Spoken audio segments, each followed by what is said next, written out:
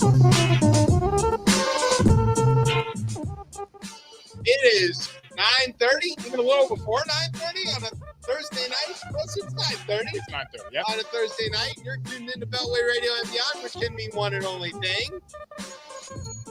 This is ChipChat. Welcome to ChipChat, everybody. I'm Chip. Who are you, Tez? You just told him, buddy. All right. Well, we're back. Yeah, we are back. We were off. Well, some of us were off. Some of us actually were on other shows over Yeah. You and Brian did a show together over the holiday weekend. And two keys. But I was out. Yeah, you were out. Yes. I was on daddy duty. Yeah. However, been there. It was the 4th of July. Yes, that yes, just yes, passed. Yes, it was. So we have to make mention of the fact that you are British. Yeah. And Brian and I are not. So it is our job to tell you to fuck off. Happy Independence Day. Yes, I wish everybody in this lovely country that I am a citizen of. I hope everybody blew up a piece of their country over the weekend. Several, in fact. Yeah. And I didn't JPP myself. That's all good 10 too. fingers, still good. I did have a little scorching on the lighter thumb, you know. Yeah, well, you know. That's all right. It's a hazard of the job. I mean, that of course it is. I mean, that's like living in America. Yeah. Hazard, just a hazard of the job of living in America. It's a hazardous job. It's just a hazardous job. More so for some people than others. As we saw over the... Anyway, yeah. We're going to talk about We'll get to that. We do have a special guest this week. Millen is going to be joining us. Yes. We are going to be excited to hear from him. He sings better than all of you. Yeah. You included. Yes. You're a real singer. I'm not a real singer, no. Well, you're a vocalist. Yeah. I guess. I mean, yeah, I guess that. Yes, I would write things down, and then but then you say them into the microphone. Yes. Otherwise, nobody would know that you wrote them down. This is true. That's how that works. I agree, but yes. All right. Tremendously. So we're gonna talk to him about all kinds of stuff. Also, there's gonna be some soccer because CONCACAF going on, qualifying and or group stage, I should say. It was group stage. It just finished. Now we've got elimination games going to be this weekend coming. What was the made-up tournament that the U.S. just won? Nations. Nations. Not made-up. Annual. No, inaugural. Excuse me. Right? Isn't it it's the sort first of one? like World Baseball Classic, but in soccer. Okay. There you go. And it's fine. Yeah, and it's good. It's another thing we get to win. Get those reps. Hey. You guys should be thanking Arsenal. I don't know if we should be thanking Arsenal. I mean, we should be thanking for Turner. You mean? Is that what you're? No. What's his name? Balogun. Who switched over from? Oh yeah. Well, and all right. Anyway, there's going to be soccer talk. We can do that later. We can. And shout out to Jamaica. Yes, they did well. They're out of the group. They're with us in the same group, so they're out of the group. It's funny the other day. I have the new Jamaica kit, and I was wearing it, and I was walking to go to the bank or to ATM, and next to the ATM was a Jamaican food spot, and I could see everybody looking like I was gonna come into the Jamaican food spot. Because you're wearing the kit, and then I went to then ATM. You went to the bank instead and back because. I'm really Jamaican and I cook my own food. That's right. Noted Evertonian Damari Gray, several goals. Yes. So, we just want to make sure that everybody knows, who's what. If you are watching on the show tonight and you'll notice that I'm in my Cuban outfit. Yes, he is. This is not going to play dominoes. This is not in honor of Tez or anything like that. It is because the DC area is currently as hot as Havana. It is tropically hot. Yeah, what they say this is the whole world though. This is the thing. Everybody's talking about the last 3 days were the hottest on record. In the world. Average temperature, if you take the whole world. What's gonna be really crazy is this is gonna be a record every day. We'll look back and be like, oh, those were the coolest days that we had in 100 years. It's the coolest day since 2024, whatever year it is. Yeah. I've been trying to tell you, since you've been on this show, I've been yelling, screaming from the look at those dead ass birds. And again, we're getting really close to look at these dead ass humans. Yeah, well, we're gonna buy our way out of it because we're America. That's what that whole holiday was about. Yeah. We'll see. Okay. Anyway, what will happen? buying our way out of it? How does that stop the smoke that will be making its way here We're gonna again? put up a wall or something. I don't know. Yes, I was thinking about it over the weekend that like, oh, it's very smoky here, and this is a product of climate change. Your house stinks. So the only good way to solve it is to get giant diesel-powered fans to blow that smoke back to Canada, where it belongs with those French people. Yeah, it's Quebec smoke. It's Quebec smoke. Yeah, it's got a bad attitude. France wants all the smoke at this point. Well, they cooled down a little bit. You see, I mean, they're people. You always have jokes for them. Their people are a lot more rugged. These aren't real French. They're people. Not exactly. Yes, I get it. I get These what you're saying. These are imported yes, French people. Yes. But they live in France now and have for several generations. But the thing is, though, I feel like anybody who has either been imported into France or France has colonized their poor islands. I was being generous. Yeah, I know. Sure. I feel like they always embody like the revolution spirit more than like they always flip it on the actual French. Yeah. It's always like, oh, you taught us this language. And it's always used for like guillotines and shit. All right. We can get down. By the way, get off our island. Exactly. Yeah. That's the whole story of Haiti. It's like, oh, this pamphlet about my Martinique is in the middle of suing France for reparations. Yes, yeah. They lost, but they tried. Speaking of reparations, I heard that's going to be a Time cover coming real soon. Is it? I think that's is Donald Trump going to be on the cover of it too? That would be hilarious. That'd be really funny if we got reparations for Trump. Yeah. This is the damage he did. Yeah. All right. Lord. How many boxes would it take? 64, I hear. Yeah, about 64. Just about. All right. You got a word? Do I have a He's word? Filibustering again. Yes, this is always what I'm doing. I'm always filibustering. He had so long. And he can't come up with it. I got one. Okay. Just random. All right, let's see. So sit back, grab some keypads. It's Independence time. You're listening to the best show, the only show on Philly Radio.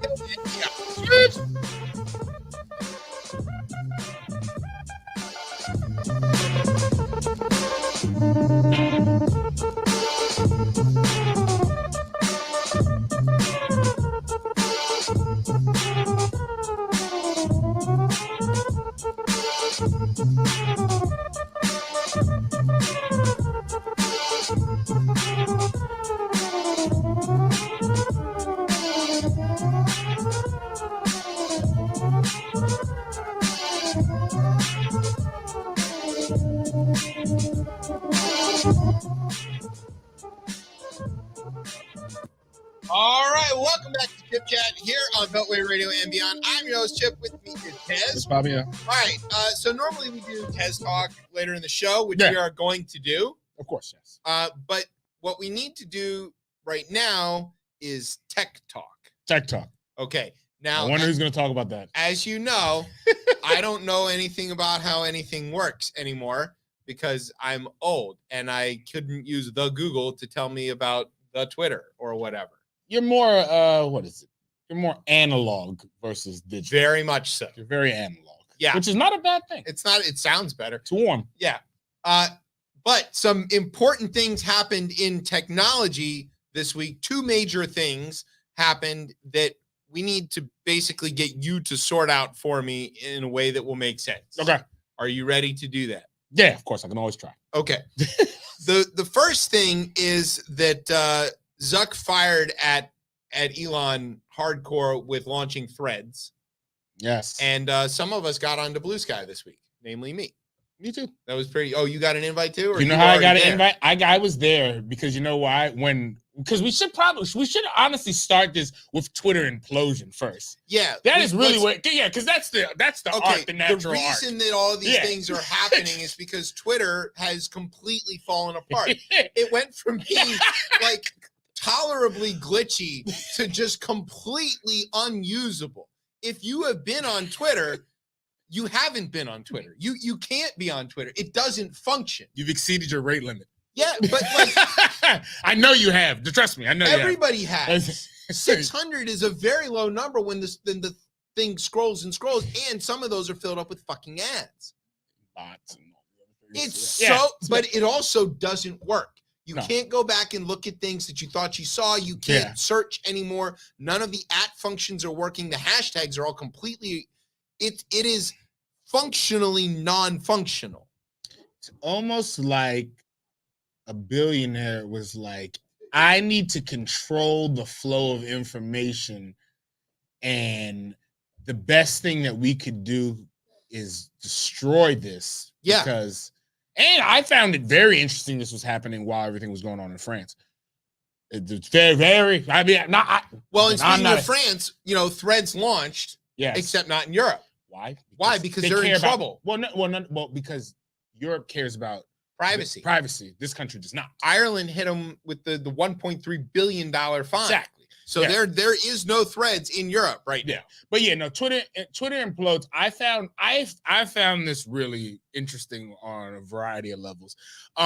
Just one, I guess it was on Saturday, really, where folks were like, "Yo, all right, it's just not working." We were all checking in.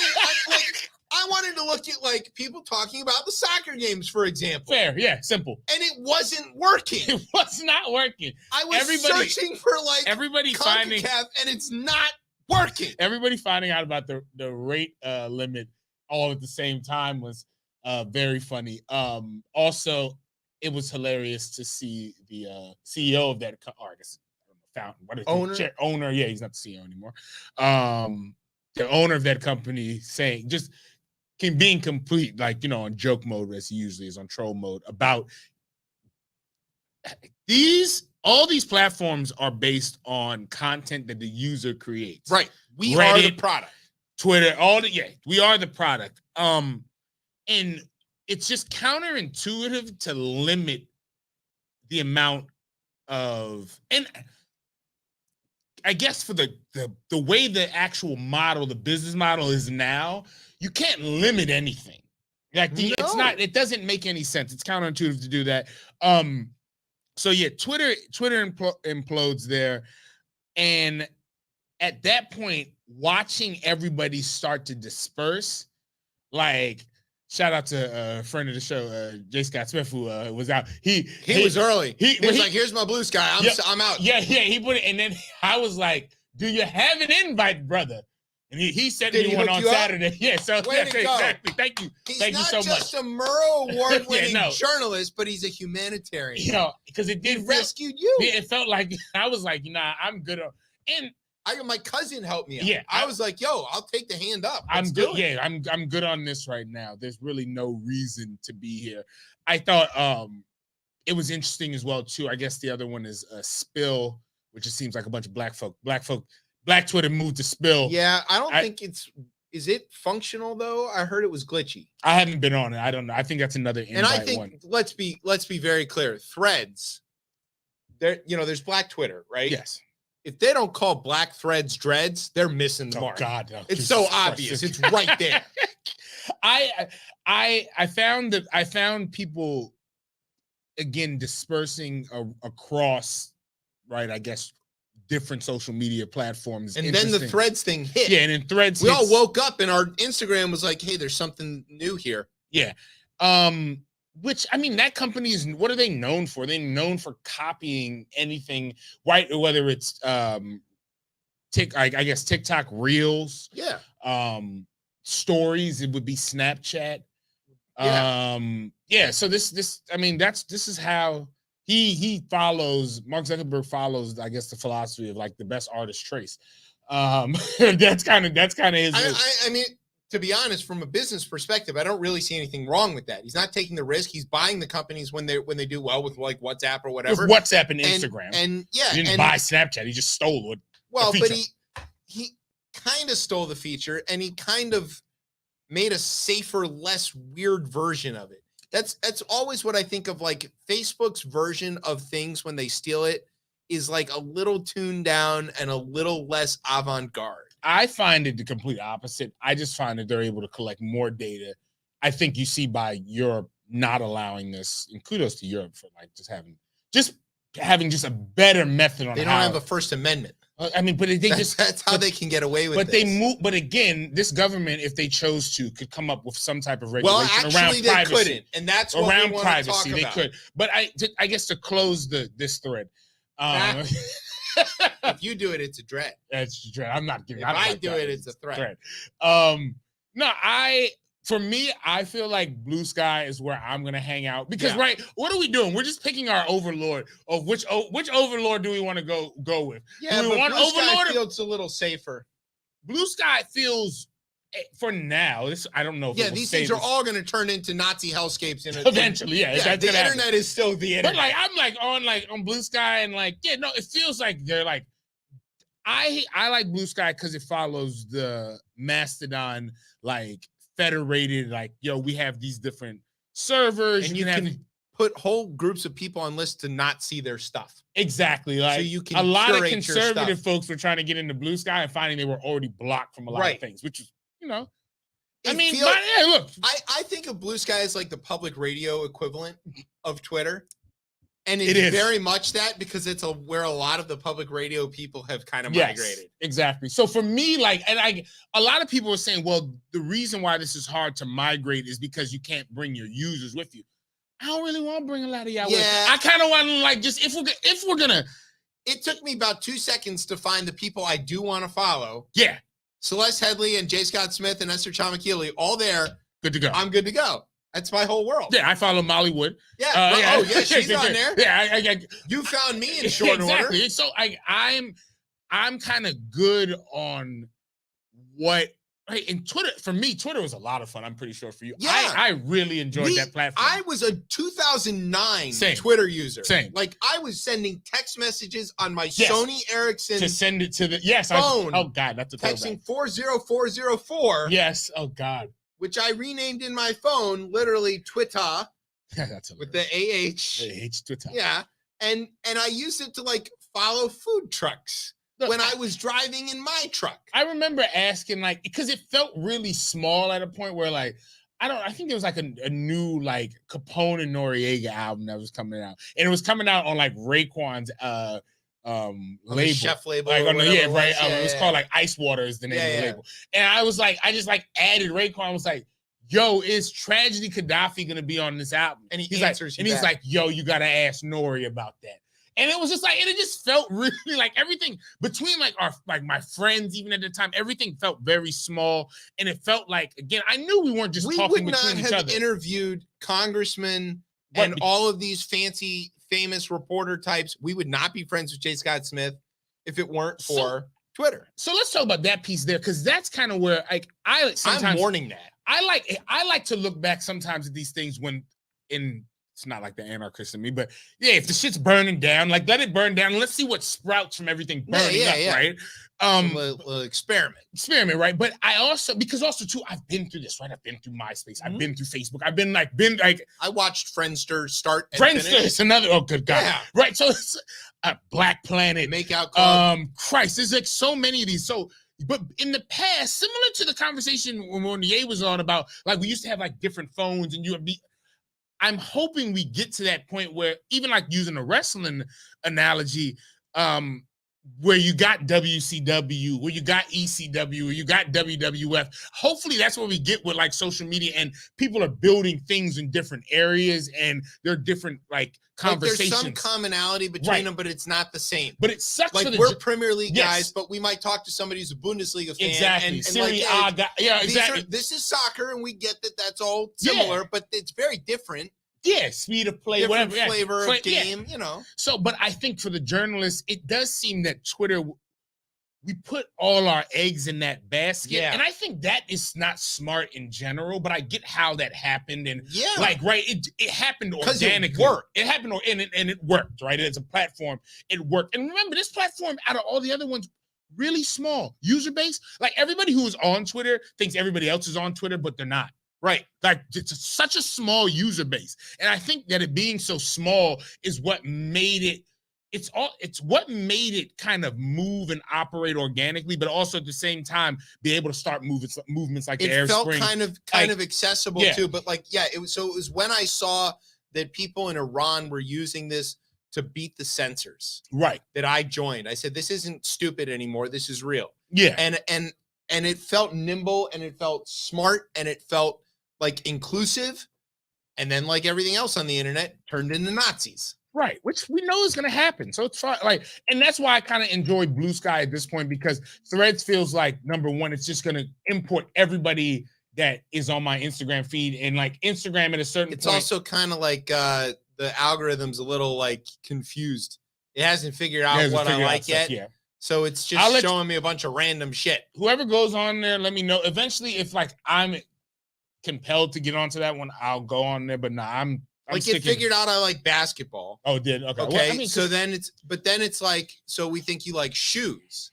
And I don't care about shoes. You don't. And then it's like, well, he does have one pair of pennies that he wears. I wore them out. Oh, they're gone. Yeah, they're well, I still have them, but they can't be worn. Okay. They're worn. I have my old pair of Irisons that I wear when I gotta break somebody's ankle. Okay, there we go. But they have a purpose. There's a They're purpose. like my work boots. I wear them when I got to do something. Right.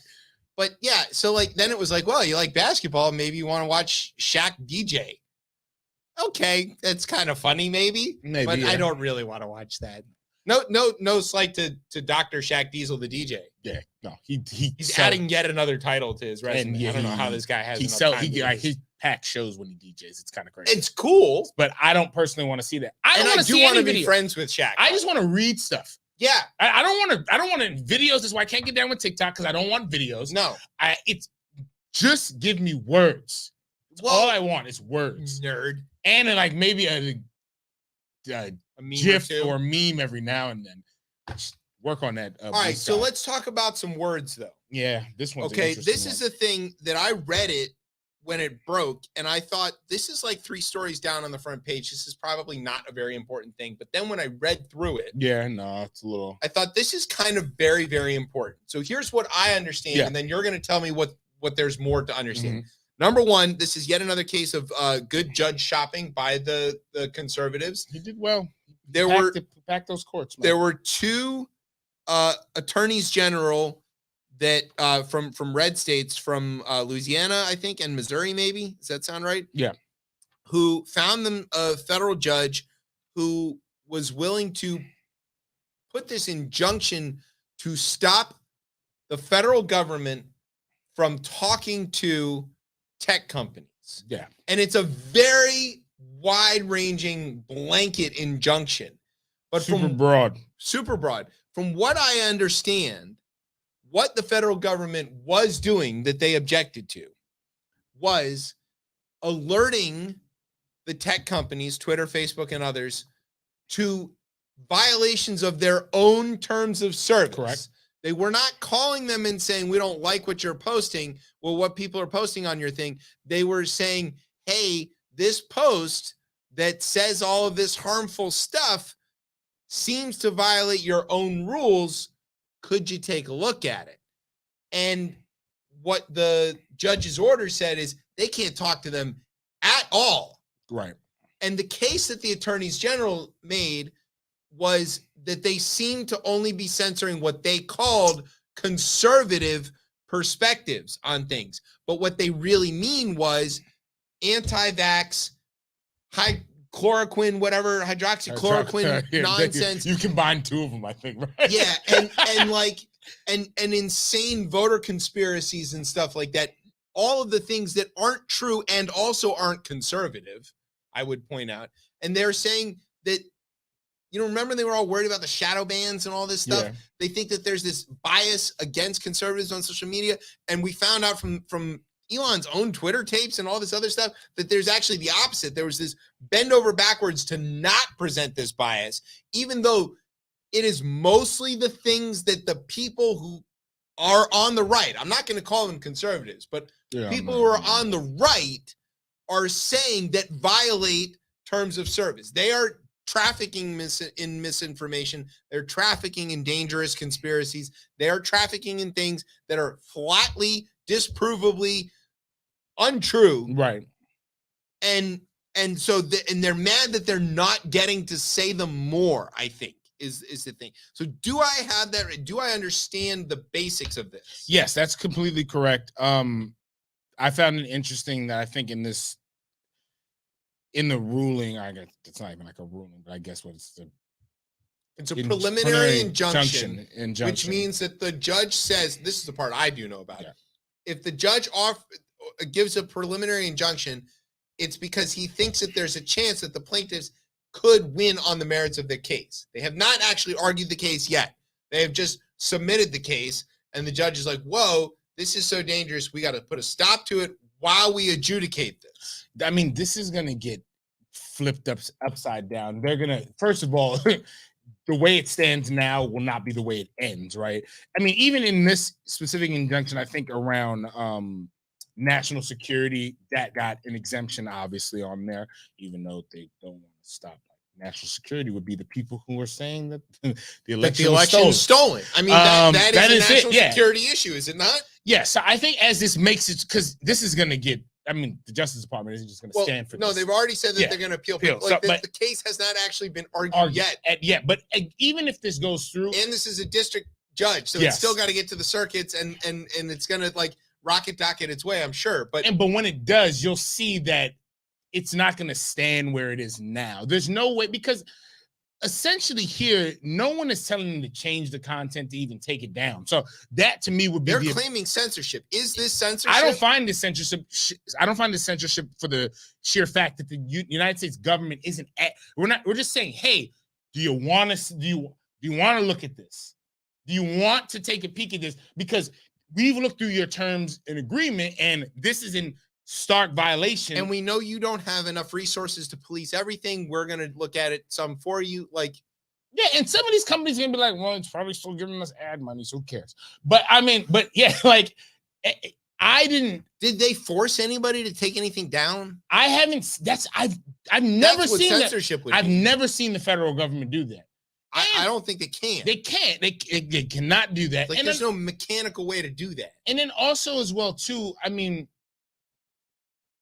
these companies are always going to be protected by Section 230 in a sense, which I do agree. I think that needs to stay in place, because you're going to drastically change the internet if you do repeal that or alter that. I mean, maybe there are probably ways you can address. Like, there are probably some things you can do in 230 to, again, force these companies to do what the administration is asking them to do. But they would make enforce their own law. Like, these are your laws. That's their own rules, but they can make the case that they can change their terms of service whenever they want. And they can, the First Amendment can say, we can't be bound by what we said yesterday. We do whatever we want today.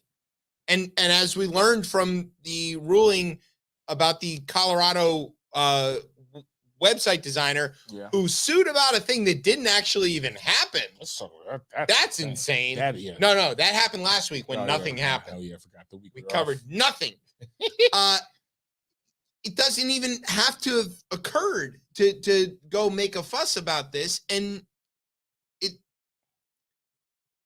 we may have come to a point where, and this is where, like, this is the Joe Walsh thing, right? Mm. Joe Walsh is right about this, that the government compelling people to do things, speech or otherwise, is not okay.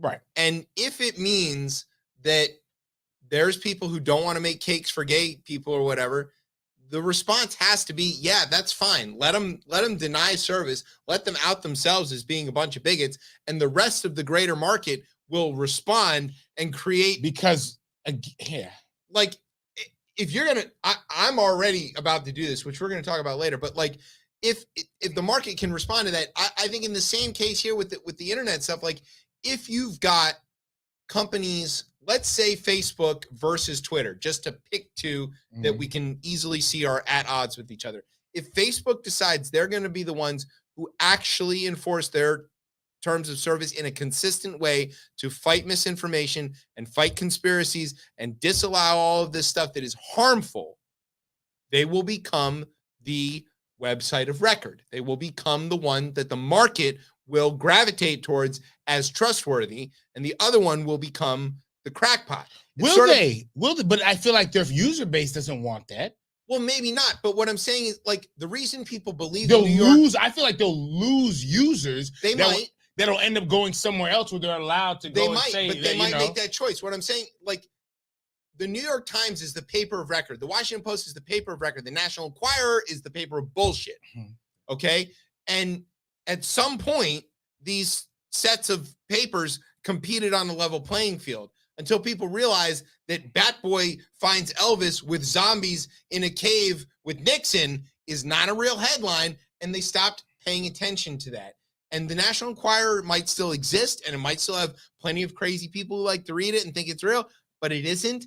And the stuff that's in the New York Times, that they might have taken a hit for not printing Bat Boy early on, had risen above that as the paper of record. Right. I'm not saying this is going to happen. I'm saying there's a possibility here that the market fixes this. And from the Joe Walsh perspective, from the people like him, I don't disagree with that maybe this is not the place of government, and this is the place of the market to fix. Well, then the argument comes down to these social media companies.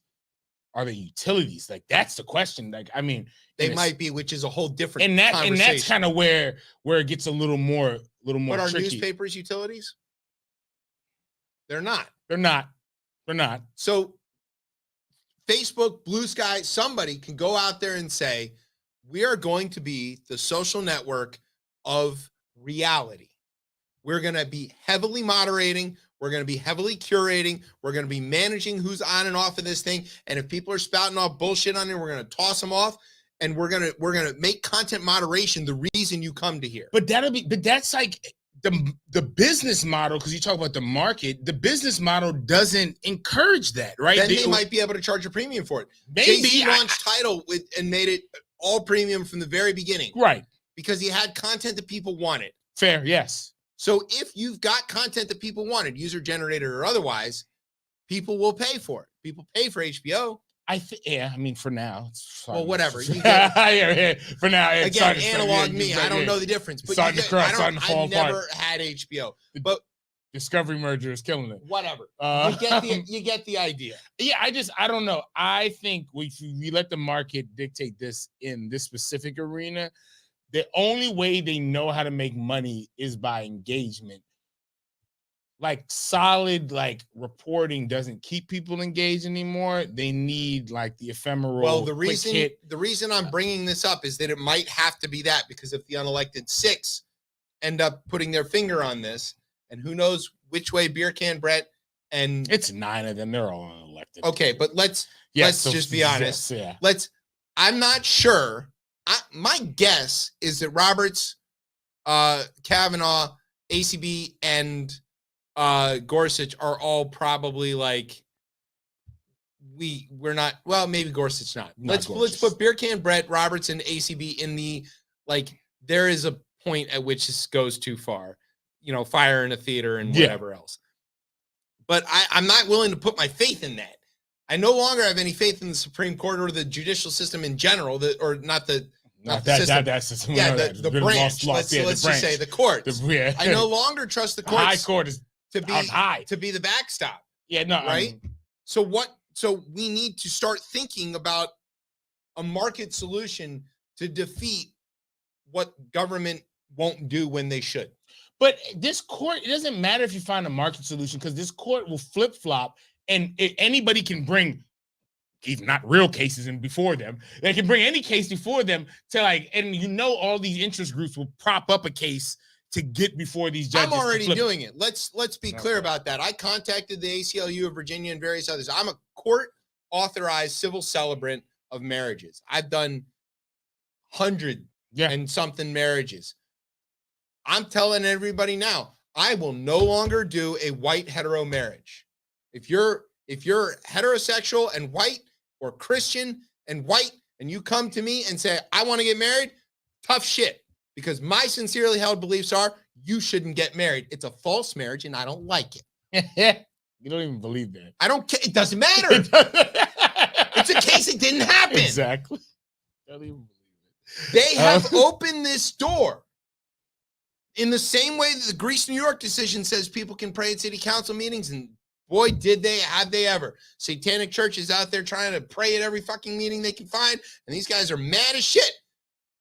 And it doesn't even have to be that. It could just be like a guy with a Quran who wants to just come by and offer a prayer for peace. And whoa, buddy. Whoa. Yeah, what do you mean by your kind of peace? Certain type of prayer. Yeah. So this is the thing. You open the door. We're going to drive through it. I think this is going to have to get switched. The court has definitely stepped in it. Yeah. And this kind of goes along with it, right? Yeah. So shouldn't we take this to the logical extension? If you're a lawyer listening to this show and you want to get involved, I am happy to be your test case. I'm happy to be your plaintiff. I'll deny services to tons of people, lists of people. You might be on the lists of people who are a protected class. This is how the right goes about this, right? That's exactly how they do it. So I mean, we got to stop playing. I'm not even against that because we got to stop playing. I would do your wedding because you are not in those categories, right?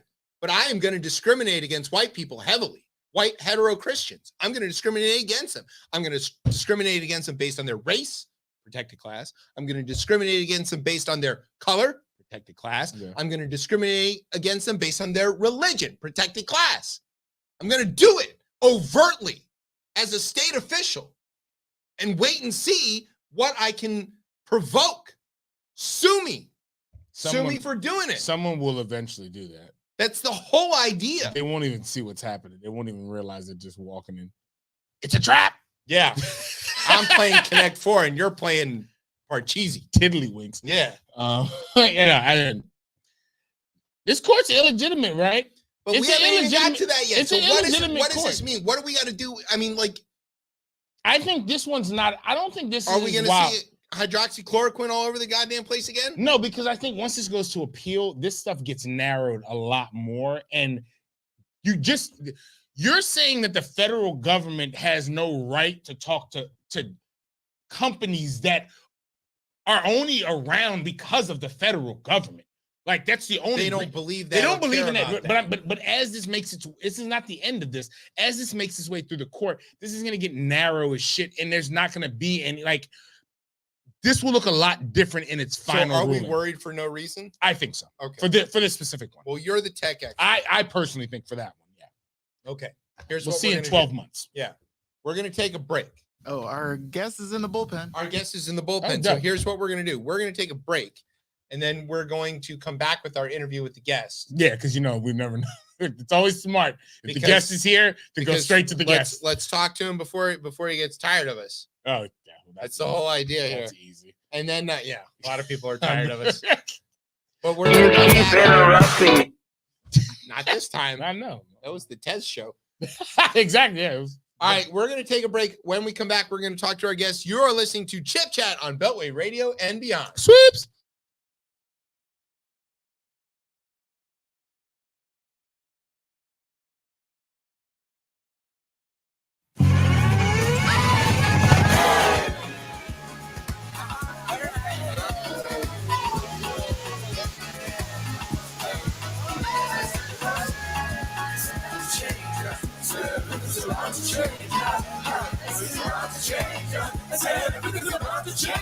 Oh, what a day, got a gig on the way, and my timing ain't good with the hairstyle. Come into play as I drive on the highway, taking wrong turns, it's a reroute. Call a delay, but I'm back in the lane, and I'm hitting 85 on the 8th mile. Meanwhile, my life will never be the same. I said everything's about to change. As I get out the car, had to park real far. I'm running my ass to the venue. I've been checking my watch while in the new parts. I try to make sense of this hairdo. Has a man with the locks playing through a guitar, thinking, hey, brother man, we could jam too. I saw her walk into the place. I said everything's about to change. Wake up feeling all the same, and day by day was losing faith that anything was ever gonna change. Little did I know that day the seasons had a plan for me to fall in love.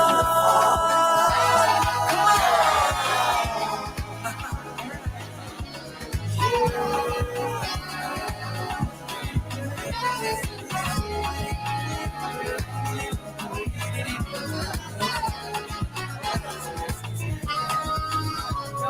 As soon as I caught her eye, I was hypnotized by the fire that would burn inside. I was fine till her smile made me warmer than a number 5 with a side of fries. About time I could dream of a better life, trying to find any reason to tell her I like her dress. I'm impressed by all the work and stress that was involved in this evening fest. But look look at me. I'm a mess. Who the hell am I to even try going up to this lady? I'm like a 4, maybe on a good day a 5. She clearly is an angel sent from the sky, so bye. Then she walked up to I. My mind was going crazy, was mad surprised. For 30 or so seconds I had butterflies, and that shit sent me higher than the satellite. Checking for my pulse cause my heart is beating much quicker than the bass and the drum. Soprano with a sequence dress with a blessing from above on my knee tie scar. We should get some coffee next, but I got her number. So hey, is that everything's about to change? Wake up feeling all the same, and day by day was losing faith that anything was ever gonna change. It's never gonna change. Little did I know that day the seasons had a plan for me to fall in love. Come on.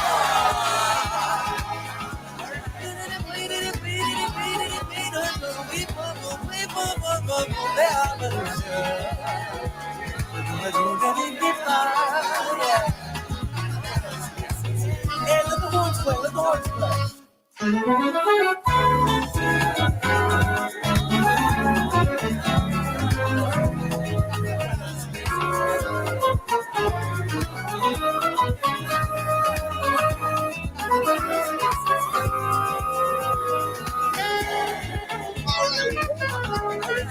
Beltway Radio and beyond. I am your host, Chip. With me is Tez. Out. That was our guest who is coming up. That was Millen, his new track that's about to change. But before we talk to him, we do want to tell everybody to make sure to tune into Beltway Radio and beyond on Saturday. Oh. At what time, Brian? 1 o'clock. That's PM. Eastern Daylight Savings. Yes, 1 o'clock PM for a special edition of No Filter Sports featuring Tez. Oh, I'm on that. You are. Yeah, you're on it.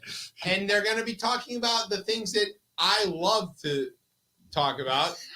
Golf. We talked about a lot more than golf.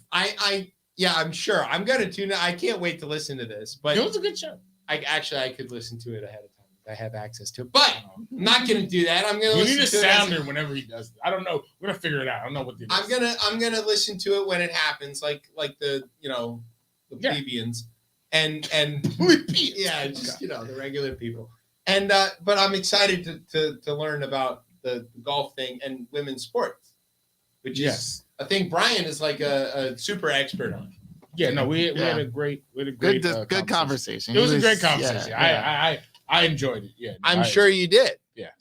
The more we get you on the radio without me, the more likely you are to stick around. It's not true. That's not true.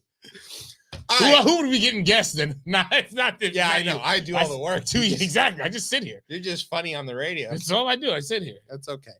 All right. Millen is an R&B vocalist and producer who specializes in harmony, backing vocals, but of course he also does his own stuff. Yes. The headliner.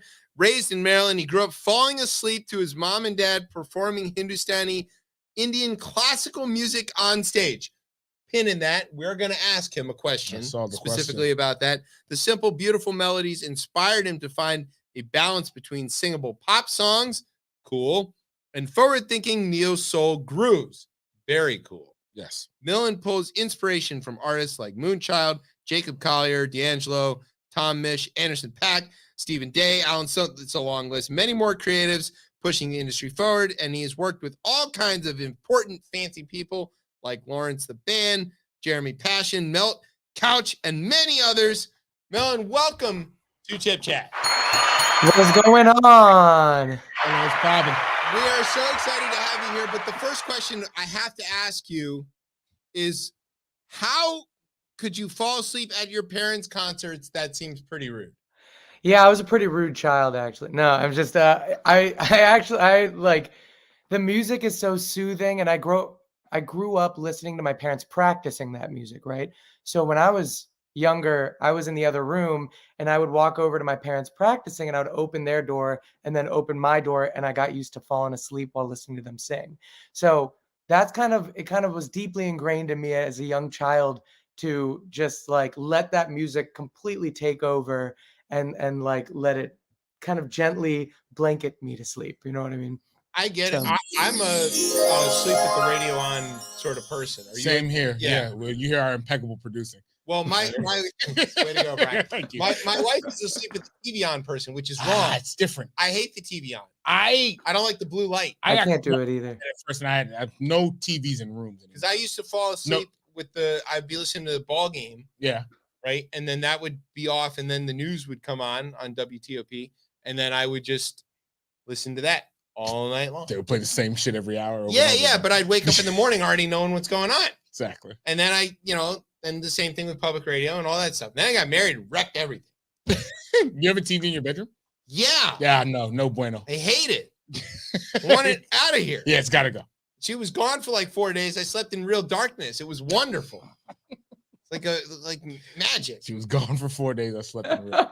It was great line. That's awesome. Well, if it helps, I literally can't fall asleep listening to music anymore because my brain is just like firing on all cylinders. Like, oh, why did they make that choice? What did they do here? So now I listen to like the Hollywood Reporter, which is like a bunch of actors, actresses that get together and talk about acting as a profession. So I listen to a lot of that stuff now. So, this is a question that just came to me now by you saying that you've reached that point now where you can't listen to music most of the time as just like a normal fan. You're like, oh, but that hi-hat said, but why did they choose? It's one of those. I despise it. It troubles me. It kind of ruins. It ruins music because I'm like, well, that's interesting. Well, why did they pan it just like 30 to the left on this one? It sucks. It sucks. Do you write songs in your sleep? No, I don't write songs in my sleep. I write songs before I sleep. There you go. But no, I mean, it does get annoying sometimes, especially like when I'm at a bar or a club and I'm listening to music and in my head, like I'm just writing horn lines in my head to the songs that are happening, and it's driving me crazy. I'm like, I should just be able to let loose and have a good time. So I think that there's time and a place for specific music that you listen to. And like, I love listening to coffee house jazz when I'm like just kind of mindlessly doing work, or like I used to listen to the Planet Earth 2 theme songs and like all of the instrumentals and stuff. And that allowed me to like kind of turn my brain off from analyzing the music too much. But no, I totally get it. So one of the I'm going to give you a suggestion, which is going to ruin your life. So probably don't take it. If you're somebody who hears solos in places that there should be, but they're not there, and you are a harmonica player, which I am. This is just the most self-involved. That narrows it down. That narrows it down a lot. Yeah, you can carry around your harps with you and then just fill in what's missing to yourself. So I do a form of vocal scatting, kind of like my soloing is like in that form. And sometimes I do that, like even when I'm in the bathroom and like I come out and my fiance's like, do you always have to do that? See? You always in there just scatting constantly? And I'm like, there's two types of scat going on there. Oh! That's a good joke. Love the jokes on this show. I mean, we are not above that in this show. No. Yeah, I mean, it's a shitty show. Oh, I saw #dad jokes and I was like, I gotta go in. Oh, yeah. Okay. Where's that at? It's all over our. That's all over Twitter everything. I should probably check. You should probably read our own stuff. Oh my gosh. Dad jokes basically since Larry was here. Yeah, that's true. All right, so we played "About to Change." What's that song about? And I do have to ask, why do you hate paper money and only use change? All right, check 2 off the list right there. We did 2 of them. That's 2 dad jokes. We have to meet our like 8 dad joke quota. No, About to Change. About to Change is about the first day that I met my fiance. So we both do music, and we were in college and we were both in a cappella groups. And my a cappella group went to her a cappella group school, and we performed at their concert. And so it's basically walks through everything that happened that day. From the time that I woke up late. I missed an exit on the way. I was like a hot mess. I was wearing pajamas. Like it was a mess. And but for some reason she still wanted to talk to me after that. It worked out. I love the name of that a cappella group. Right? Was it Mama's Boys? Yeah, we were the UMBC Mama's Boys. UMBC Mama's Boys.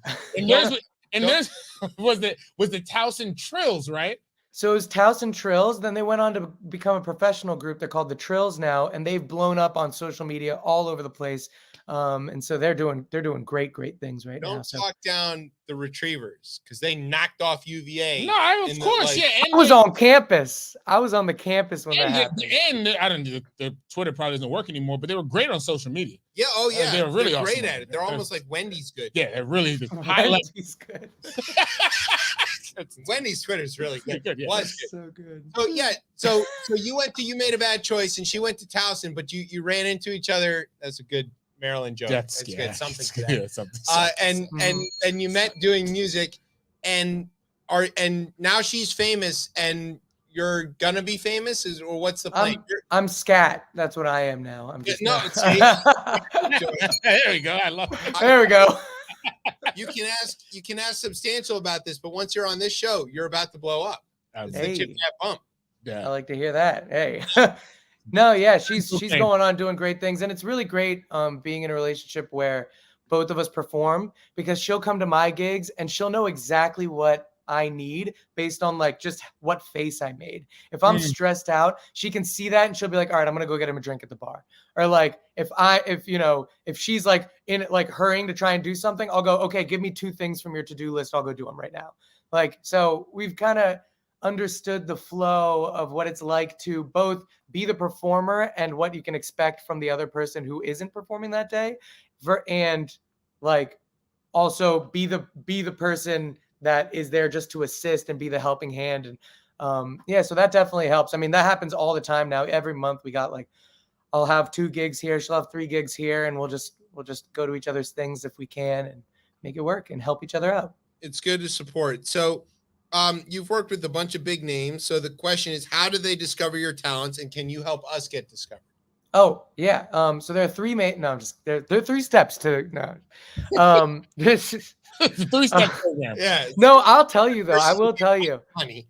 Yeah. So I'm Indian, and a lot of Indian people tend to have very like calculative brains and analyze. So we're not stereotyping on this show, by the way. That was no. That's a. We don't say that on this show, but that's fine. I can say that. The calculating brain is where you went to UMBC. Right. Yeah, it was a calculated decision. I thought that university only exists as a feeder for the NSA. It's a bunch of nerds and computer science guys. Exactly. And me. I'm not lying. No, but so when COVID hit, I mean, like, it was hard. I'm a very social person. I like to hang out all the time. And so it was hard because I was like, man, I really want to see my friends and stuff, but also like I should see if I can like put all that time and energy I was putting in being social into my music. And so what I started doing was I was realizing that the music that I really, really like, which is a lot of R&B, neo soul, like leaning stuff, and even like Latin, bossa nova, things like that was inspired. That. Yes. Yeah. It's inspired. It's all those things I really, really like. I noticed that the people that really like them on Instagram were most of the time making beats. So there were people like making beats on Instagram, and I was like, nobody's singing on these beats. Like some people are rapping on them, but like these are really cool. So I started taking those beats, writing songs to them, and then putting that on my Instagram. And some of those people were reaching out like, oh, nice. You want to turn this into a song? Like, wait, and so I started like getting to meet my heroes in a pretty cool way. And in an organic way, because it was like, hey, check out what I musically did to your music and what that could be. And sometimes they like that. So it must be nice to be talented and have respect. Well, I mean, you try every week. I've never had that. I don't know, man. I want to hear your harmonica playing like really bad now. Not bad. It's not bad, actually. I'll attest to that. Speaking to the production piece of this, it seems like you produce most of the music on this new project, right? Yes. Yeah, totally. And from what I heard, you were able, and you mentioned like the different influences. I found it very unique that you were able to like almost genre hop through this project, but it still sound like very cohesive. And like, what was the most difficult part of producing like your own music on this project? So I'll tie that in from the last answer, right? So I was starting out by writing to other people's beats. And in doing that, I kind of found a good method for what kind of melodies I like, how do I like to infuse background vocals with that melody and things like that. So the cohesive glue to all of it, I wanted to be those singable melodies, right? Something that somebody could get like just jam out to and sing along with in the car. So when I started developing more of like a formula for how I handle my like vocals, I was like, oh wow, well I'm already listening to tons of different types of music, and a lot of my friends that like to listen to pop music or acoustic things that are a little bit more popular nowadays. I wanted them to like all the styles of music that I like, and so in doing that, I was like, okay, I'm going to try to use my vocals that I've been learning how to do by singing to all these people's beats and stuff as a glue from pop music, Latin, bossa, R&B, all these different styles. So that's kind of how I decide. I was like, I kind of just want people that like this song to listen to the project and be like, oh, that's why bossa's cool. Oh, that's why Latin's cool. I'm going to listen to more of that stuff. That comes across very like now you say it totally makes sense. That comes across so strong the now. The whole album feels better. Yes, because as I was listening, I was like, oh, he jumped to this. Because also, like, we're album guys. Yeah. You and I, we've talked about this a lot, where we like to listen to things cover to cover. Right. And I think building a good album is really difficult to do and have it be successful, where there's still good singles that people are really into. But that the album works, unless it's like a concept album, and that's a whole nother thing. Right. Yeah. That's not what I'm talking about. Like, getting a good 10, 12 songs that work together is difficult to do, and especially cross genres. I don't think I would have put my finger on what you just said until you said it at all. No, but it's definitely now it's all there. And because what I was hearing was like similar key. So like one of the ways because I'm always listening for what key is the song in. Right, because that's a big thing for harmonica players. Always want to know what key it's in. Totally. Which harp are we going to grab, right? So like I'm always listening for key, and like I'm listening for across an album if there's a key change that makes sense. And I thought I heard that, and now I realize it was your voice that was doing that. Interesting. Wow. And I should have picked that up, but I didn't. So now I feel no, you're not wrong. You're not wrong. Like I was very conscious of that when working on this album too. I was like, man, like, there are moments where a melody, like a song ends with this melody. That melody could work in a very like similar key. So it'd be cool to incorporate that melody in the new key to start the rest of the next song. So when I was working on this album, actually, there was my first thought was, I want to work on the first song, and then I want to finish the production and the writing to that first song, and then I'm going to listen to that first song and then let it be silent right after it, and listen to, okay, what do I want to hear next? Yeah, I was about to say, listen to see what comes next without knowing what comes next. Exactly, and then starting a new song based on that. So the first song ends with "Lady of my dreams, come and rescue me," right? And then the next song starts with right, that same key. Right. And it's a very similar key to what it was prior. But it's not the exact same key. Right. The first one is F sharp minor. The second one was like, I guess you could see it in E flat minor. So it's D flat minor. So D flat and F sharp are like cousins. Yeah, they're like cousins, exactly. But they're not technically not the same. So no, they're not the same. It's like the A minor and C. People are like, oh, it's the same key. It's not really the same key. Right, like exactly. Enough to the same key. It's like one note different. So like that's I hear that. I don't know why I didn't feel it. Like I didn't figure that out right away.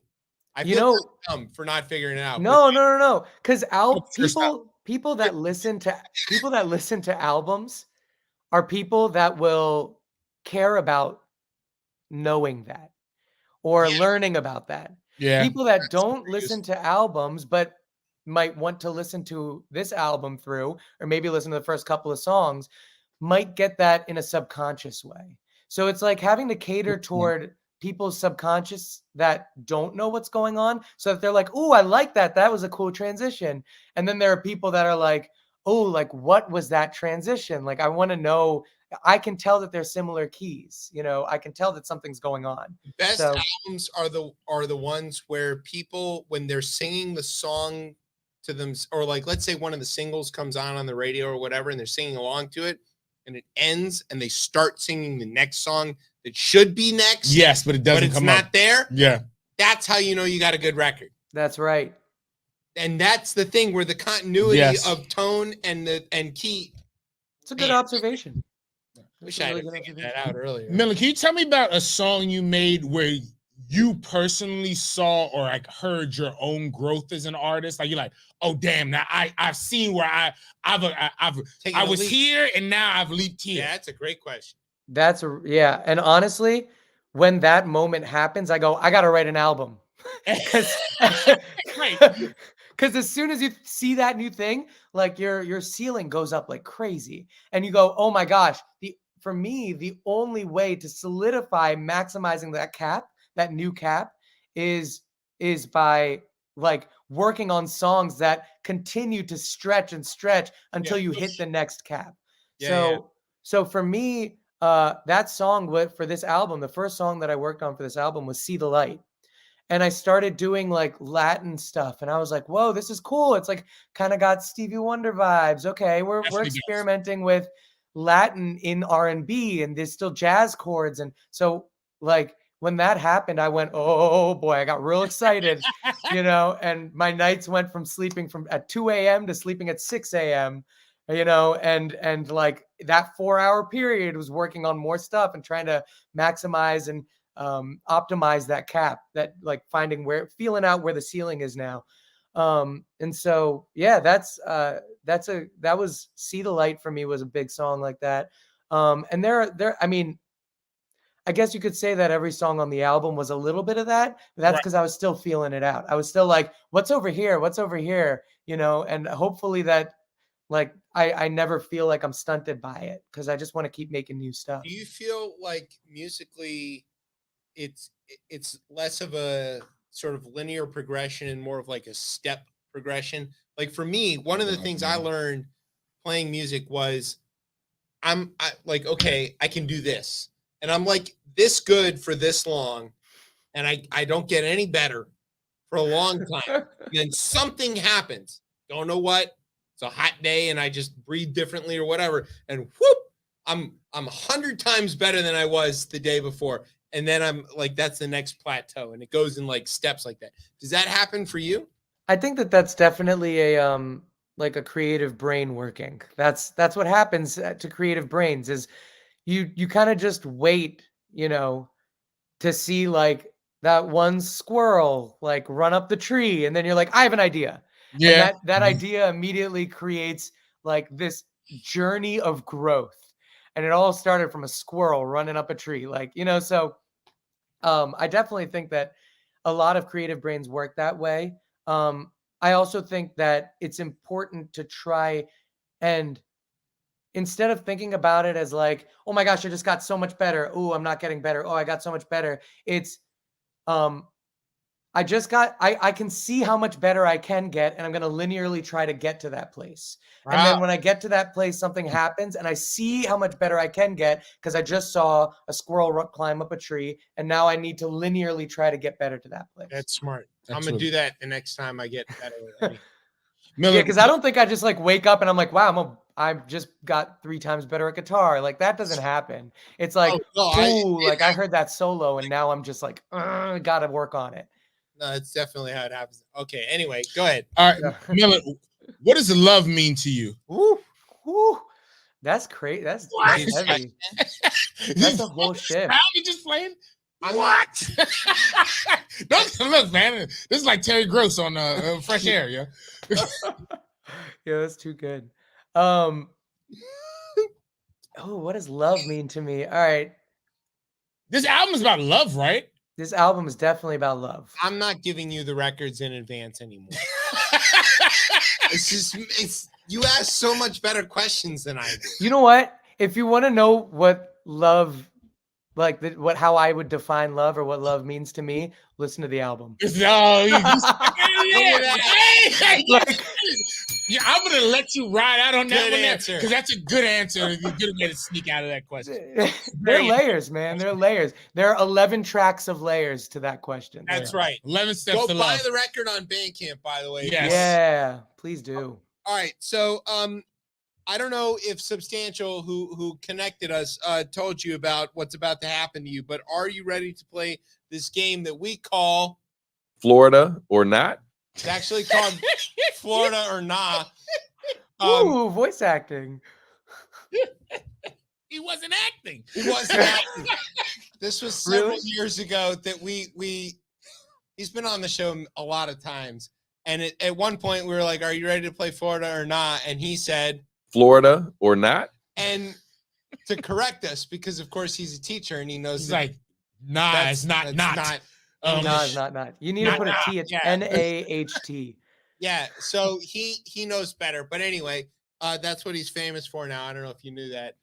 He won several Grammys for that sound. Florida or Not? That's right. Just like that. Oh my gosh. So are you ready to play this game that we call Florida or Not? I don't think I have a choice now.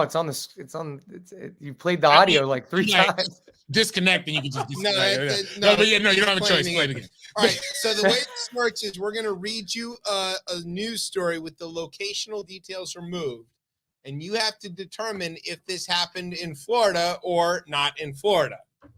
Okay, let's do it. You sound ready? Yeah, there was a question mark. Ready. You sound ready? Question mark. Yeah, let's do it. Yeah. Clip that. I don't know where we use that, but do you sound ready? He's talking to himself, obviously. You sound ready? He's not talking. Can't be talking about. Do you feel ready? Do you sound ready? Please sound ready, please. Are you ready? That is usually what normal non-robots say. All right. This has become an AI show. Elon programmed the show. He's like, please sound ready, please. Yeah. It's golden. Anyway. All right. Are you ready? Yes, let's do it. All right. A man is going to prison for running a cow dung to green energy scheme that authorities say was a load of manure. Oh, God. That's the whole story. That's Florida. Ray Brewer, 66, of whatever place, was sentenced Monday to 6 years and 9 months in federal prison in a years-long scam that bilked investors out of $8.75 million, according to the U.S. Attorney's Office. He ran a scheme from 2014 to 2019 in which he claimed to be building an anaerobic digesters at dairies in various counties, and he wasn't. Brewer told investors that he would turn cow manure into methane that they would receive 66% of net profits and tax incentives. The prosecutor said 66%. Yeah, it's a pretty good investment. Yeah, we'll give it a shot. On tours of dairies that he allegedly planned to build the digesters at and claimed to have raised millions of dollars for the work, he sent them forged lease documents with dairy owners, fake loan agreements with banks, phony contracts with multinational companies, and bogus pictures of the machines under construction. The investors' money went into several bank accounts, and Brewer spent it on himself, buying up land, a custom home, and a new Dodge Ram pickup. He also kept his investors up to date on the non-existent construction with fake schedules, invoices, power generation reports, and pictures. He also refunded money to some investors using money obtained from other investors. When investors found out that they had been bilked, someone lawsuits against him, but Brewer had moved. I'm not removing the locational details. He had moved to Montana and assumed a new identity before he was finally arrested by the FBI. Okay, did this happen in Florida or not in Florida? Okay. Yeah, that happened in Florida. But I will say that's a creative brain at work, okay? Yeah. Similarly, that guy saw a goal and is trying to linearly work toward it. Creative crime. Creative crime, man. I like your reasoning, but unfortunately the answer is no. This was in Fresno, California, and the surrounding areas. It turns out this guy, Ray Brewer, is really Devin Nunes. That's funny. And his cow. Oh, no. Oh, God. It's a very funny joke. I didn't used to be funny when Twitter worked. Was right. It's not funny anymore. It doesn't work. Nope. Join us on Blue Sky. Yeah. We gotta yeah, exactly. Yeah. You got one yet? Not yet. No. Not yet. All right, we'll send him one. J. Scott Smith, help us out.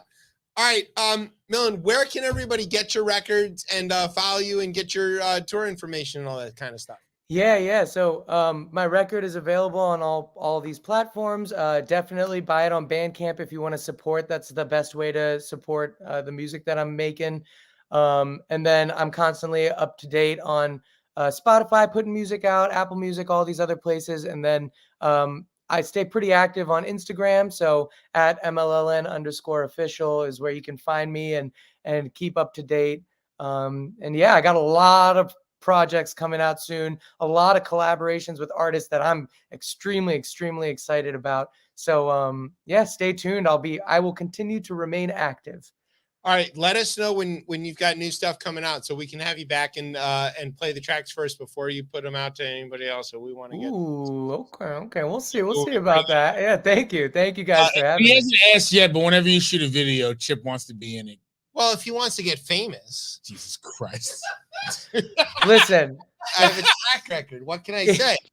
Listen, just tell me what keys your harmonicas are in, and we'll see if we can make something work.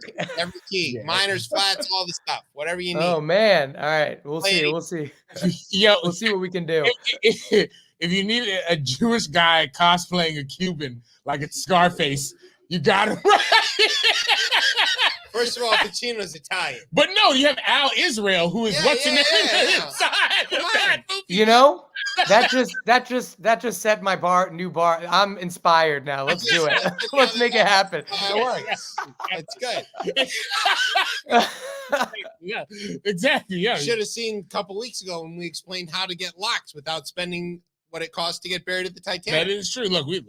It's a whole lot of things. We do a lot of explanation. This show is insane. It's probably not listen to it. No one does. Nobody does. It's fine. It's always 3 listeners. Florida or not. There you go. All right. Here's what we're gonna do, Millen. It's a school night. We know you got to go back to writing a million other songs. It's and a camp night with summer. It's a whatever. Camp it's night. all the same. It's not. Camp. He's doing important stuff. He's writing records. That's fair. You're not writing records. I'm not. You haven't written a record in a long time. I have not. I've been on this That's damn. what you got on this I've show. been on this damn show. That's one record. He gets on the show. Now he's not writing any more records. No, why not? Not useless. Exactly. I always wanted to do. It was at this moment he knew. I never wanted to do fucked records. up. I just wanted to. That's right. All right, Millen. One more time where everybody can follow you on the socials, and then we'll let you go. Oh my gosh, you guys are a trip. Yes. Yeah, I'm at MLLN_official. It's my name, Millen, but without the vowels. And yeah, find me all up on there. I'll be posting. I'll be active. Got lots of music coming out. Go listen to the record. It's called In a Day. And it's got I poured 2 years of my musical life into it, and I think it's some of the best work I've made, and hopefully I keep striving to make better stuff just for everybody to enjoy. So thank you guys for having me on. I really appreciate it. No, We really appreciate it. All right, we're going to play one of your Thank tracks, and we're going to hit a break. You're listening to Chip Chat on Beltway Radio and beyond. Sweeps. Woo.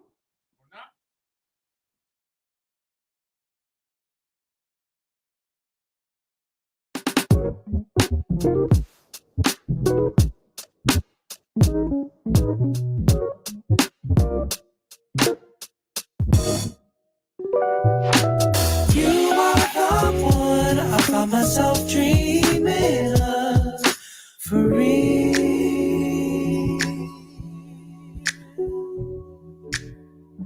Ooh, baby, I feel like a new man. Too crazy. Should I tell her it's my first time? I'm not used to walking around in a new way. Two-step, my feet rep in a new way. I'm feeling like I could fly. Don't matter where I'm gonna land, as long as I'll be walking with you. You make me feel like you're man. Are you down to make my dreams come true? You are the one I find myself dreaming of for real. Everyone around me say I'm talking crazy. Ain't no way shit making me feel like summertime and it ain't even maybe. I need to know if it's real. Can it be real? Even if the text gotta wait time, I'ma make mine till she hit me back with the daytime. I gotta roll, directions on the phone with the exit up in foam. I'm sweating through my clothes now, listen. No need to be nervous, she ain't nothing but a present, so you might as well go bring it to fruition. I cannot believe in a minute I'ma be with the lady of my dreams. You look divine, is this real? One of a kind. Don't matter where I gon' land, as long as I'll be walking with you. You make me feel like you're man. Are you down to make my dreams come true? You are the one I find myself dreaming of, for real.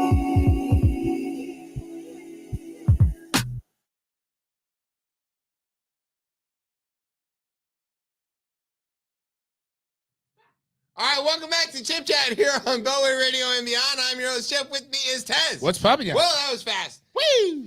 All right, that was our guest, Millen. That was one of his new tracks. It was off of his new record that was Dreaming of.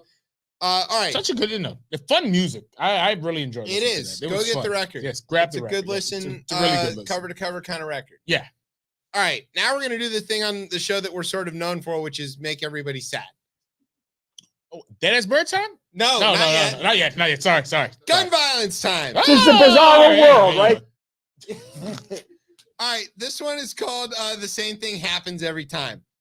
Although, bit of a twist. All right, so there was Vanilla Coke. 400 mass shootings over the weekend or something like that. It was a lot. Give or take. Yeah.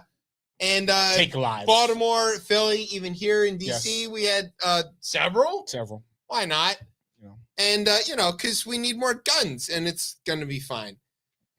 The thing in Philly was a bit disturbing for its weird randomness. Yeah, it feels very, very indiscriminate.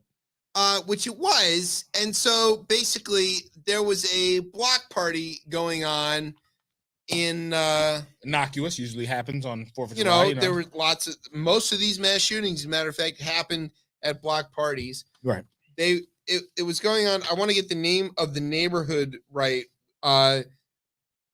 King Session? How to say that? King Sessing. The King Sessing neighborhood. There you go. So there was a block party going on. Right. And, then a guy showed up and started indiscriminately shooting at everybody. Killed some children, shot a bunch of other people, killed several of them. And, as you do, AR-15, many rounds, all kinds of stuff. Bad situation. The cops apprehended the suspect. Oh, alive. And I thought, as I think most people did, that was an identifying characteristic. It has been. Of this suspect. But it turns out that was not as white as I thought it was.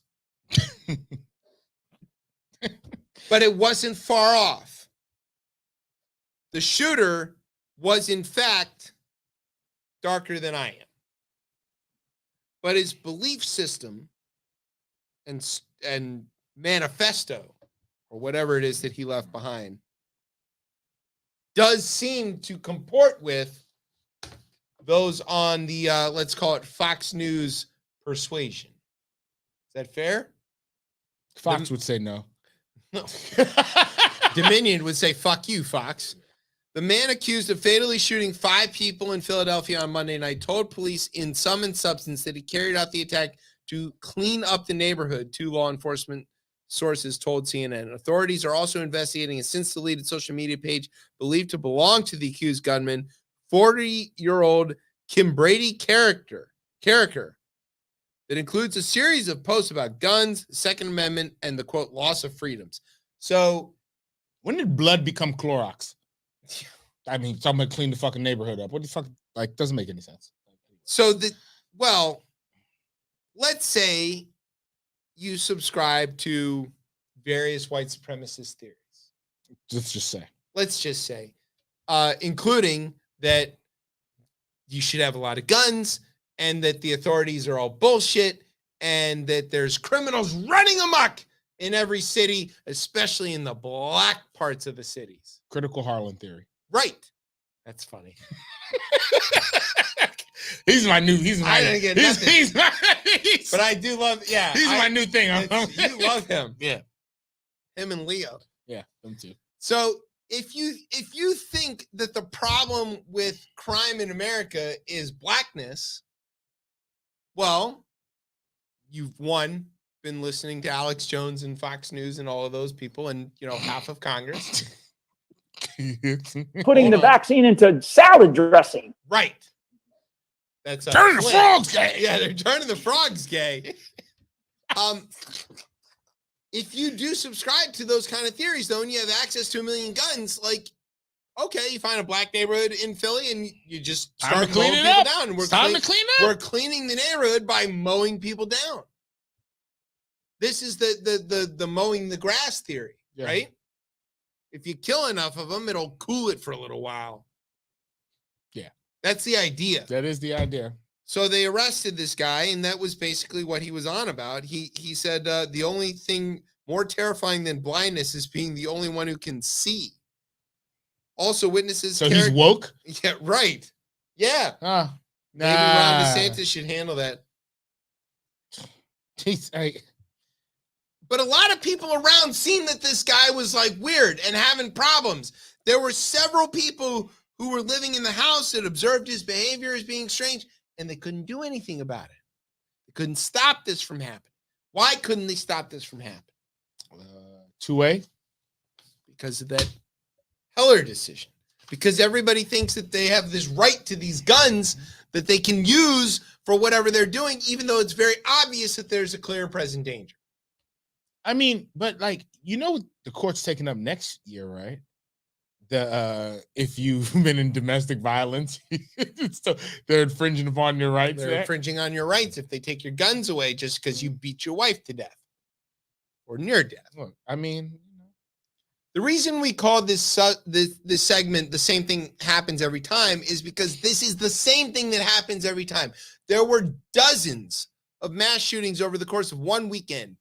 Not in France, not in England, not exactly, not in Australia, right? That chainsaw on the back of that truck, I didn't see it hurt anybody. No, it was scary. Didn't see it hurt anybody. None of the other countries had this kind of a weekend, but we did. Well, they don't have independence. They don't have freedom. Yeah, they don't have freedom or liberty. And the price of liberty and freedom regulation. Is this level of death and destruction all the time. And what we are learning is that this is really damaging, not just to all the people who get killed by it, but to everybody around. A recent Kaiser Family Foundation poll found that a significant number of Americans have direct experience with gun violence. Nearly 1 in 5 adult respondents said they lost a family member to gun violence, and a similar number said that they have witnessed someone being shot, and those numbers are even higher in communities of color. Shocking. This stuff damages the children. This stuff damages the entire country. But this stat really stood out to me.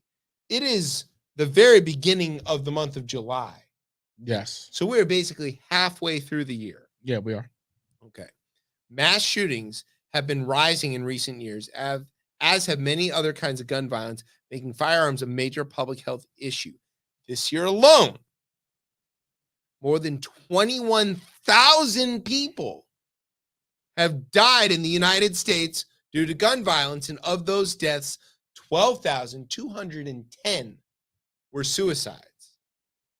That's really where, I mean, we know like mass shootings will always get the front page, but the suicides is really where we're losing folks. It's, well, slightly more than half. But yeah. 21,000 people are dead halfway through the year because of a mechanical machine. If we found out that Al-Qaeda had killed 21,000 Americans in 6 months, we'd have nuked several countries into glass sheets by now. Yeah. Everything else be damned. And this is not an outlier. This is every year this number grows. There are more than 300 million guns in this country that we know of. Yeah. There's several hundred million that we don't know of. There's only 350 million people in this country. Where are all these goddamn guns, and what the fuck are they doing? They're killing 20,000 people. Like, to be charitable, let's divide that out. That's 4,000 people a month, roughly speaking, that are getting erased from our country by these guns. Why? I mean, I think even back to just the studies on this and it being a health crisis, right, in this country, we just started being able to even track this.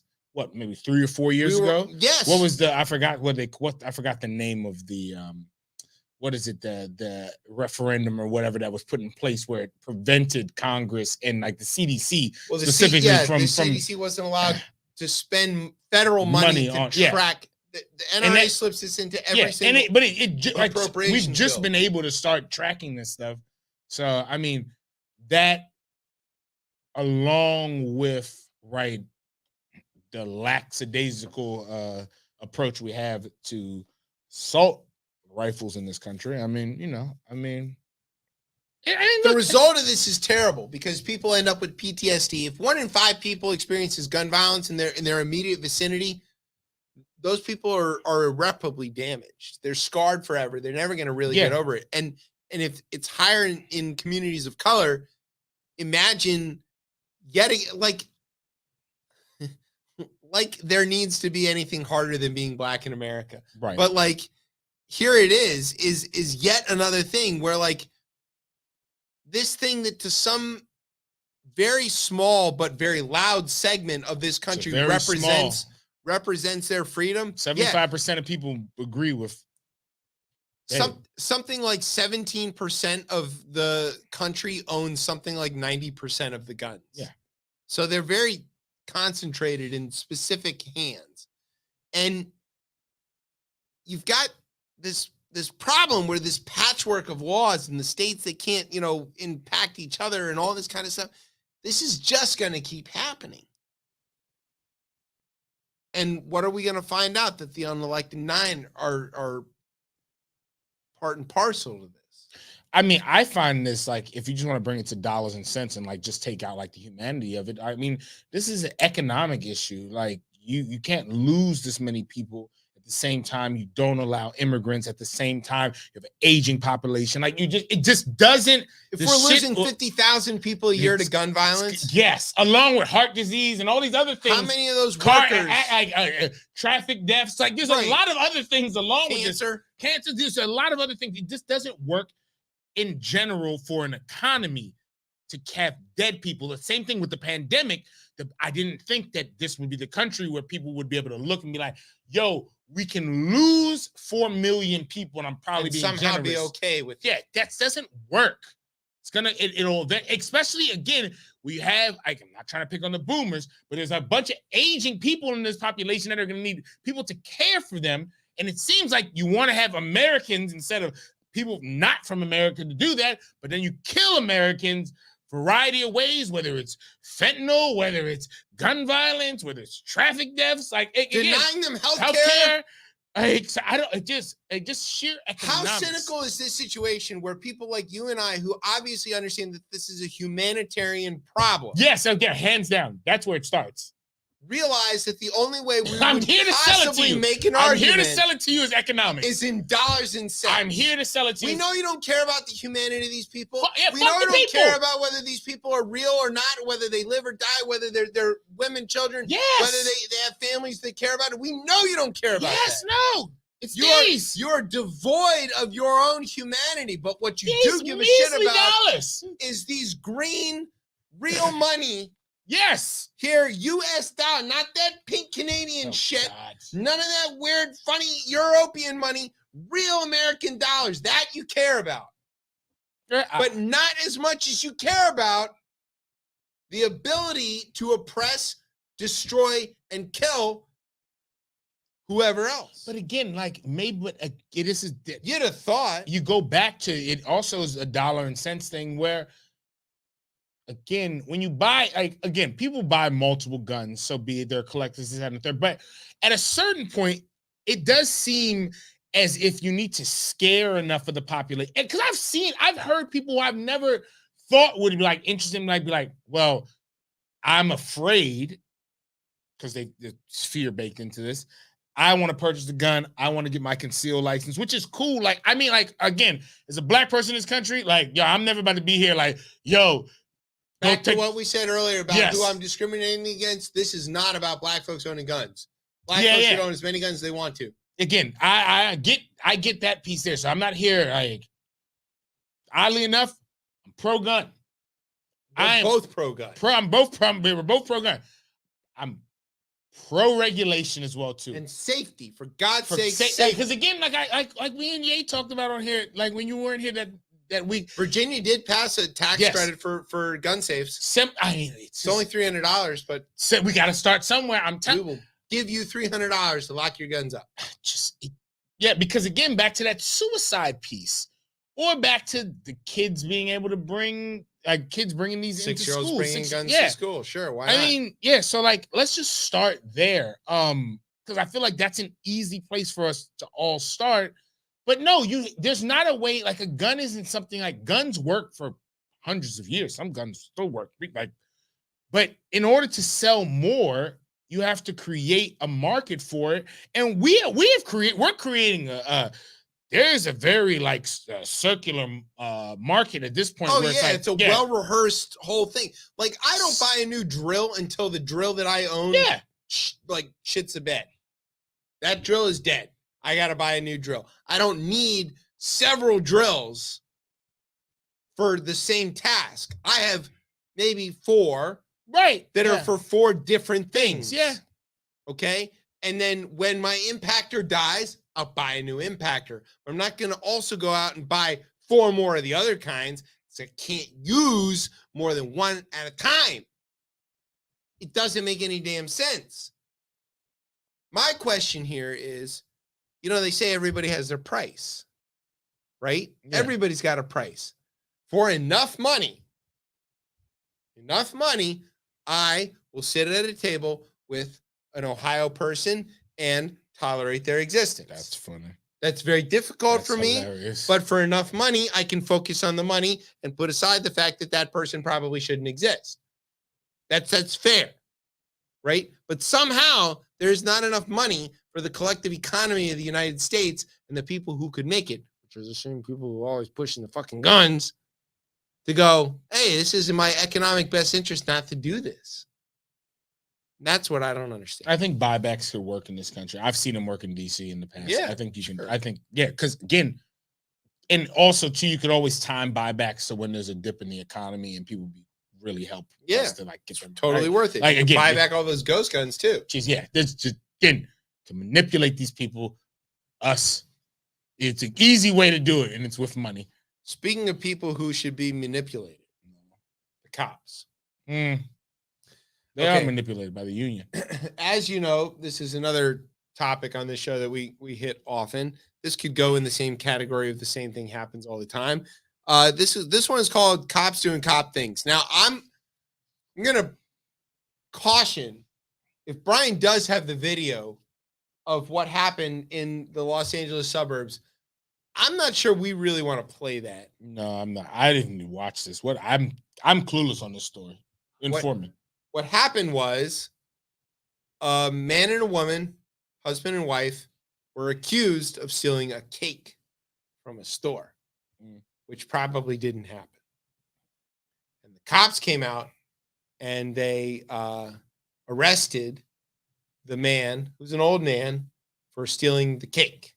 This is what you're looking at is body cam footage from the cops who did this. Now, Non-violent it crime. doesn't seem to be resisting too much and everything's sort of okay. But his wife was filming the whole incident. Which is legal. Which is legal, protected by the First Amendment and various other rules, and is often something that the cops need to be reminded of. Well, these particular sheriff's deputies were not having that because they didn't want to be on camera doing what they were doing, despite the fact that they are required to wear body cameras. Yeah. And one of the things that we've learned about body cameras, despite the fact that cops often shut them off or did damage them or whatever, is that the threat of accountability is sometimes enough to change behavior. What is it? We respect what you inspect? Yes. Yeah. Just the idea that people are looking on. So what happened was the wife of the man who was being arrested filmed them arresting him. Mm-hmm. They took exception to that, punched her several times in her eye where she has cancer after the man who was already cuffed warned them, hey, my wife has cancer, please don't hurt her. Maced her, beat her into oblivion, and arrested her, cuffed her. All caught on their own body cams. What they didn't count on is that everybody else around was also filming this.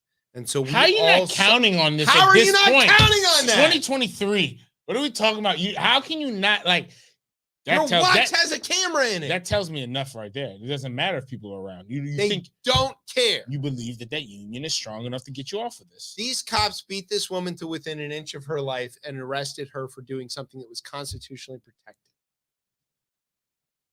In broad daylight in front of several people, dozens maybe, all filming. Now, what the fuck are they doing in a residential neighborhood in the dark when nobody's around? What they've been doing since the inception of this goddamn white people only just found out about this, so we have to. I love the police. We have to warn them that the cops. I wish I could have the relationship that white folks have with the police.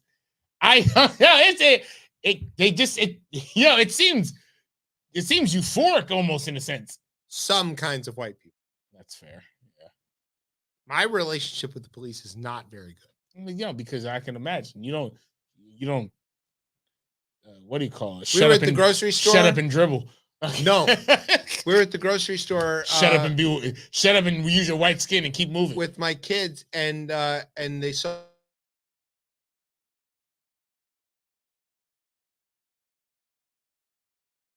31 charges. I said, yeah. 31 I said, shots. I don't know what, but we're gonna sit here and watch them. Why? Well, it's our job to watch them in case they're up to something. Never know what they're doing. You don't. They had a paper. They took it with them. The store was still closed. They knocked on the door. They got let in. They went in, did whatever, and they walked out. Those good cops are bad cops, Daddy. No way to know. No way to know. What were they doing in there? No way to know. Why did we watch them? Just in case. Yeah. So that's me in the safety of my white suburban life. And I know enough to pay attention to that. Imagine that these cops had the audacity to do this stuff in front of everybody who they knew for. Everybody's filming everything. Everything. Yeah. And they did that. They beat this woman. They arrested her. Now, fortunately, there is an investigation in process. The sheriff's department came out and said there's no excuse for what they did. And, that's progress. We'll take it. It's incremental, but it's progress. It's progress. 5 years ago, we would have shown this footage to the chief of police or the sheriff, and they would have said, yeah, well, they were doing their job. So at least now the elected parts of the police apparatus are worried about doing the right thing. Progress. I would highly caution anybody against watching this video. Yeah. It's very disturbing, but it is cops doing cop things. What can we say? What can we say? All right, here's what we're going to say. Meet George Jetson. Hey. Not to turn corners too hard, because if we did, it might fall out of the sky. Here's what you need to know. There is a flying car, finally. Remember we were promised that back in the 80s? Yeah. By the year 2000, we'll have flying cars. No, we had George Bush. Well, it's W. almost George Jetson. He was a space cadet. Also, I think it's his birthday today. Oh, for real? Yeah, he's 77. Not as old as the current president. It's insane. Just saying. Yeah. It's fine now. He's a war criminal that likes to paint and hang out with Michelle, so it's cool. Yeah. He flipped that one. Anyways. All right. So I'm guessing Brian put this in the script because this is a very Brian story. Yes, because I like George Jetson. Yeah. I like flying You like cars. flying cars? I've been waiting for this since Back to the Future. So, Brian, are you going to Who regulates this shit? Oh, FAA wait, that's the is cocaine regulating mix. this? Are Huh? you going to put up $300,000 to Oh, pre-order one of these? approval. Yeah, Wow. the FAA approved this. The company is called Olive, and they pretty much they say you can make a down payment less than of $150 to $15,000 for a 300,000 cards. $300,000 for this. There's already been pre-orders that been sold up to $250 million, and so that means pretty much there was at least good 10 of these have been pre-ordered. And, This puts individual cars pre-ordered at least 834. So yeah, FAA got to revisit this. So the This is idea not is that you can drive this thing on the street cool, and then you can fine. take off and go up and above traffic and then get back on the street. There's a mini demo video where you can. There's a car that stops in front of it like a vehicle, a traffic. It just elevates, moves over it, comes down, and continues driving. So, and then on top of that, where you can fly around God knows where. Again, if based off of what I've read, there's certain regulation heights is you can go above because you don't want to go through, power lines and all that stuff. It has a flight range of 110 miles. Yep. So, and it's electrical. Well, of course, it's got to be electric because the gas engine would be too heavy. All right. So this all sounds cool. Yes. Sounds terrible. And here's the cool thing. Here's the real cool thing. Tell me. I'm waiting. 2 years, we will see if one of these vehicles be out there. Or this will turn into the next Florida or not story and somebody stole a bunch of money. That's true. Do they come with a built-in breathalyzer in a lock? That I don't know. You can drink in the skies. Yeah. You can drink. I've never been told I can't drink when I'm in the sky. Right, rocking like a G6. Can you imagine the threat? The threat already of like idiot drivers. Now you're going to put them in the sky. I'm driving along the road and I'm successfully avoiding all the dangerous idiots. And then some guy called Brian in his $300,000 flying car comes plummeting out of the sky because he forgot to charge it and lands on my head. Kills me. Watch out for that tree. Right. What exit lane?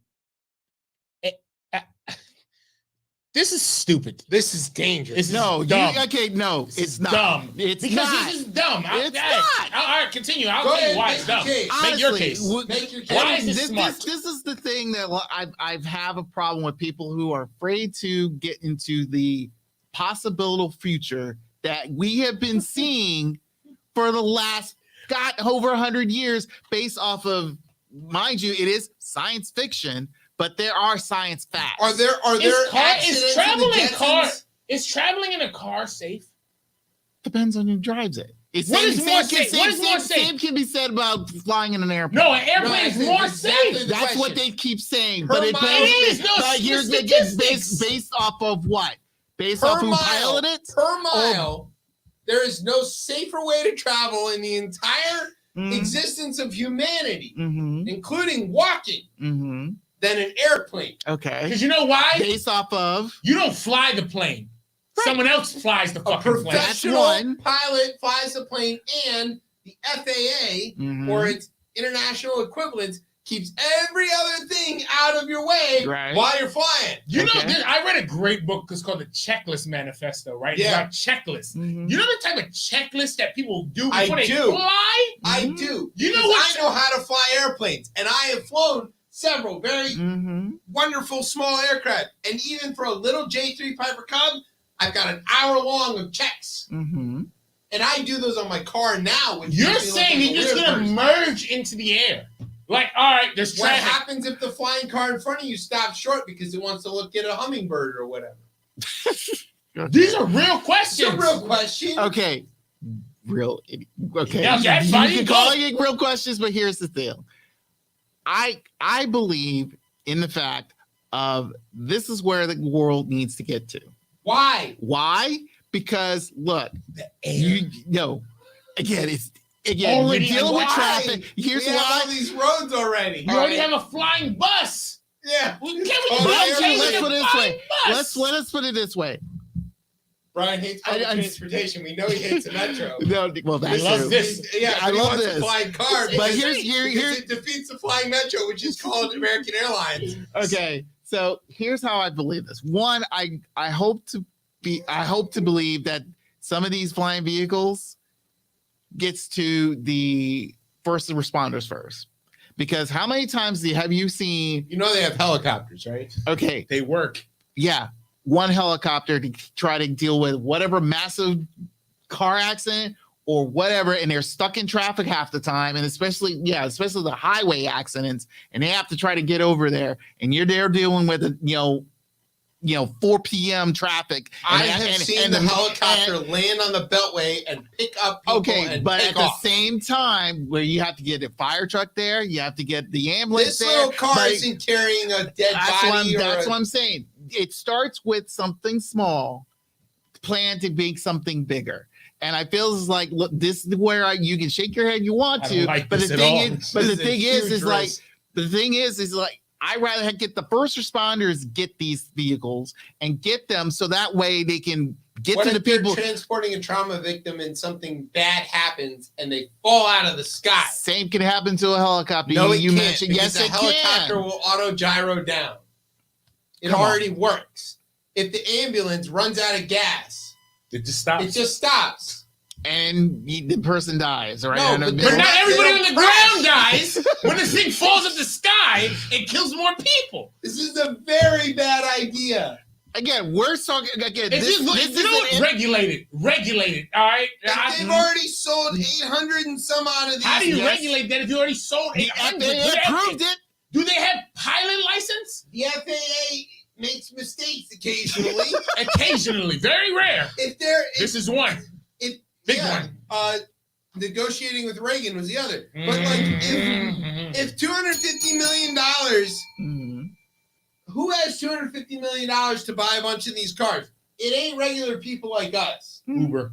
Right. Like I said, the starting you can down payment starting at $150. Yeah, those people all lost their $150. Bernie Madoff. It's very, very Ponzi. But for real, dude, I know several people who have been in car accidents because they saw something on the side of the road that they turned their head and looked the wrong way and swerved. I've or been missed this a turn, close. or like hit a pothole or whatever, and put their car in a ditch or worse. So here comes Brian flying along in his flying car. He sees it. He sees Lauren Boebert walking by, recently divorced, feels like he's got a shot. Turns his neck, breaks his neck to look at her on her recent victory, having thrown Marjorie Taylor Greene right out of the Freedom Caucus. You look how you just weave that story into this. I know. It's really good. I know. It's really good. She's looking amazing. She's the best gilf on the planet. Brian is just loving it. With her side piece. Nice younger woman. She lives in Southeast. No, with her side Oh, piece. With her side piece. And then they go. What I mean is, what I mean, her Glock 9. I was like, what?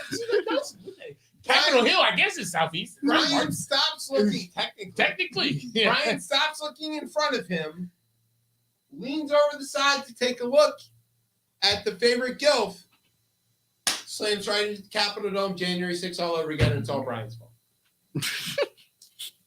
Could happen with your weird flying car. We got to put fences up around all the monuments and shit now. Well, they're already there, so. All the way up. No. Imagine. Don't be Flight 93. Bro.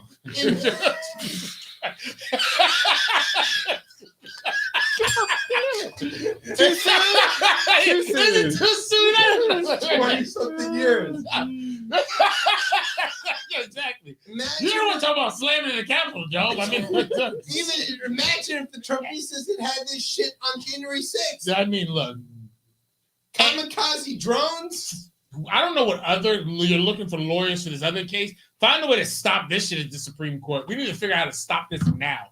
Yo, like this needs to be done. Like, you want small aircrafts to be flying below large aircrafts, but just above cars and people and walking underneath them. Yes. In what direction? In houses. And like if one of them lands on my house, what am I supposed to do about it? You know, they're insuring less nowadays. You know, We can there might be a solution to people getting that high. They could go to the White House. Oh God. And get even higher.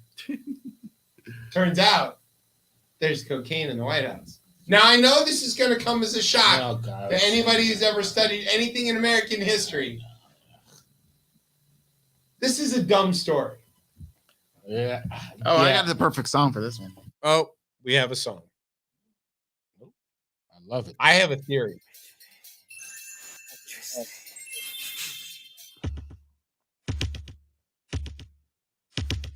Freeze! Rock! Freeze! Rock!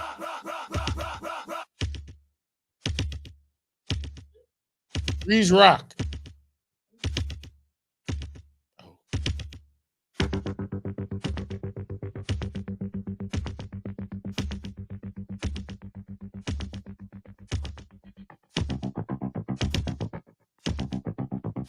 Sounds like Brian's heartbeat on cocaine. Come on. You as a hip hop head, do you not know this beat?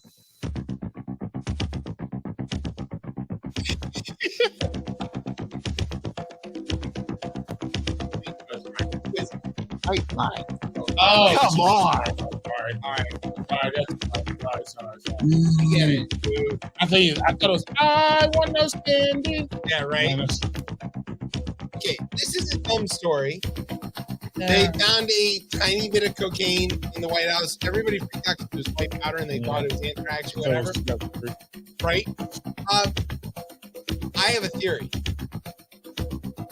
Somebody, Secret Service, so one of the things about if you work in the White House is that you can take your family and friends on tours, on the weekends or whatever when nobody's around. Yeah. Right?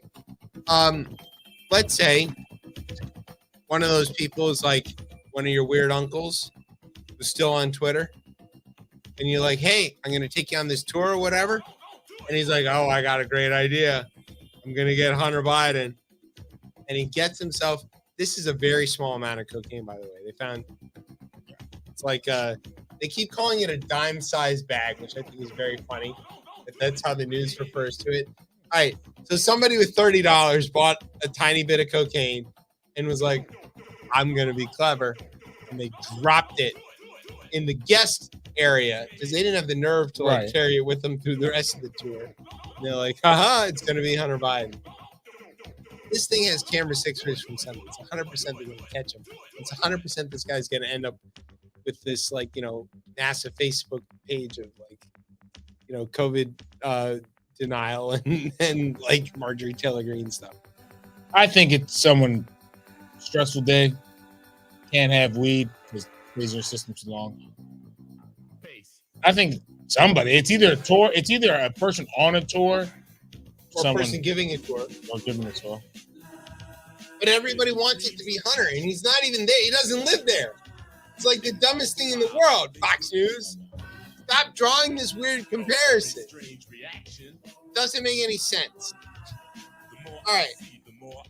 This story comes to us from the second greatest state in the Union, Virginia being the greatest. Not in the Union. What the fuck? Not in the Union. Not in the Union. What are you talking about? We're back in. Oh, now, yeah, well, 14th Amendment. Let us in. Yeah, exactly. It doesn't mean what you think it means. Definitely, it's not the 14th Amendment. Not for black people. Nope. But you know John Roberts said so. Yeah. All right. This comes to us from the greatest state in the Union. Let's just say Michigan. Go Blue. There you go. striking a blow for the technology and the climate. Governor Whitmer got to announce this Norwegian hydrogen plant that they're building. It's going to have 500 jobs and love it. Good paying, clean energy jobs. $400 million investment. Where did they get the money for this? I would assume infrastructure bill. Not the infrastructure. The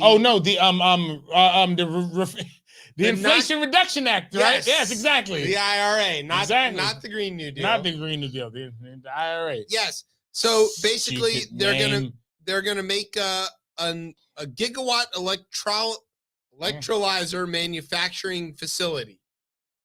Sounds good. All right. Here's the deal. Water is made of hydrogen and oxygen. Yeah. You know that. H2O. Nominally. And some trace stuff. But all right, calm down. We want the hydrogen out of it. Yeah. With the oxygen is good, but we've got plenty of that. Yeah. We want the hydrogen. It's good for fuel cells and for electricity and all kinds of stuff. And a weird Converse sneaker that was never made. And you can build blimps out of it. Yeah. Don't try that. The dirigible. Yep. No, don't fly them to New Jersey. How about that? Hydrogen blimps just stay out of New Jersey. So, like, good idea. Difficult to remove the hydrogen from the water. You need a lot of electricity or power to do it. But these Norwegians, who I want to make you try to say their name. This is going to be good. It's the Nell CEO. I want you to get that name here. Hakan Valdel. Try again. Maryland with Nelc or NEL CEO Hakan Valdel. There you go. Has come up with some way to use, I guess, cheaper electricity to do this. So hooray! Don't believe it. Well, they could have built it in Europe, but they didn't. You know why? Tax breaks. Because we have green money. Oh God. Anyways. Where's my cat story?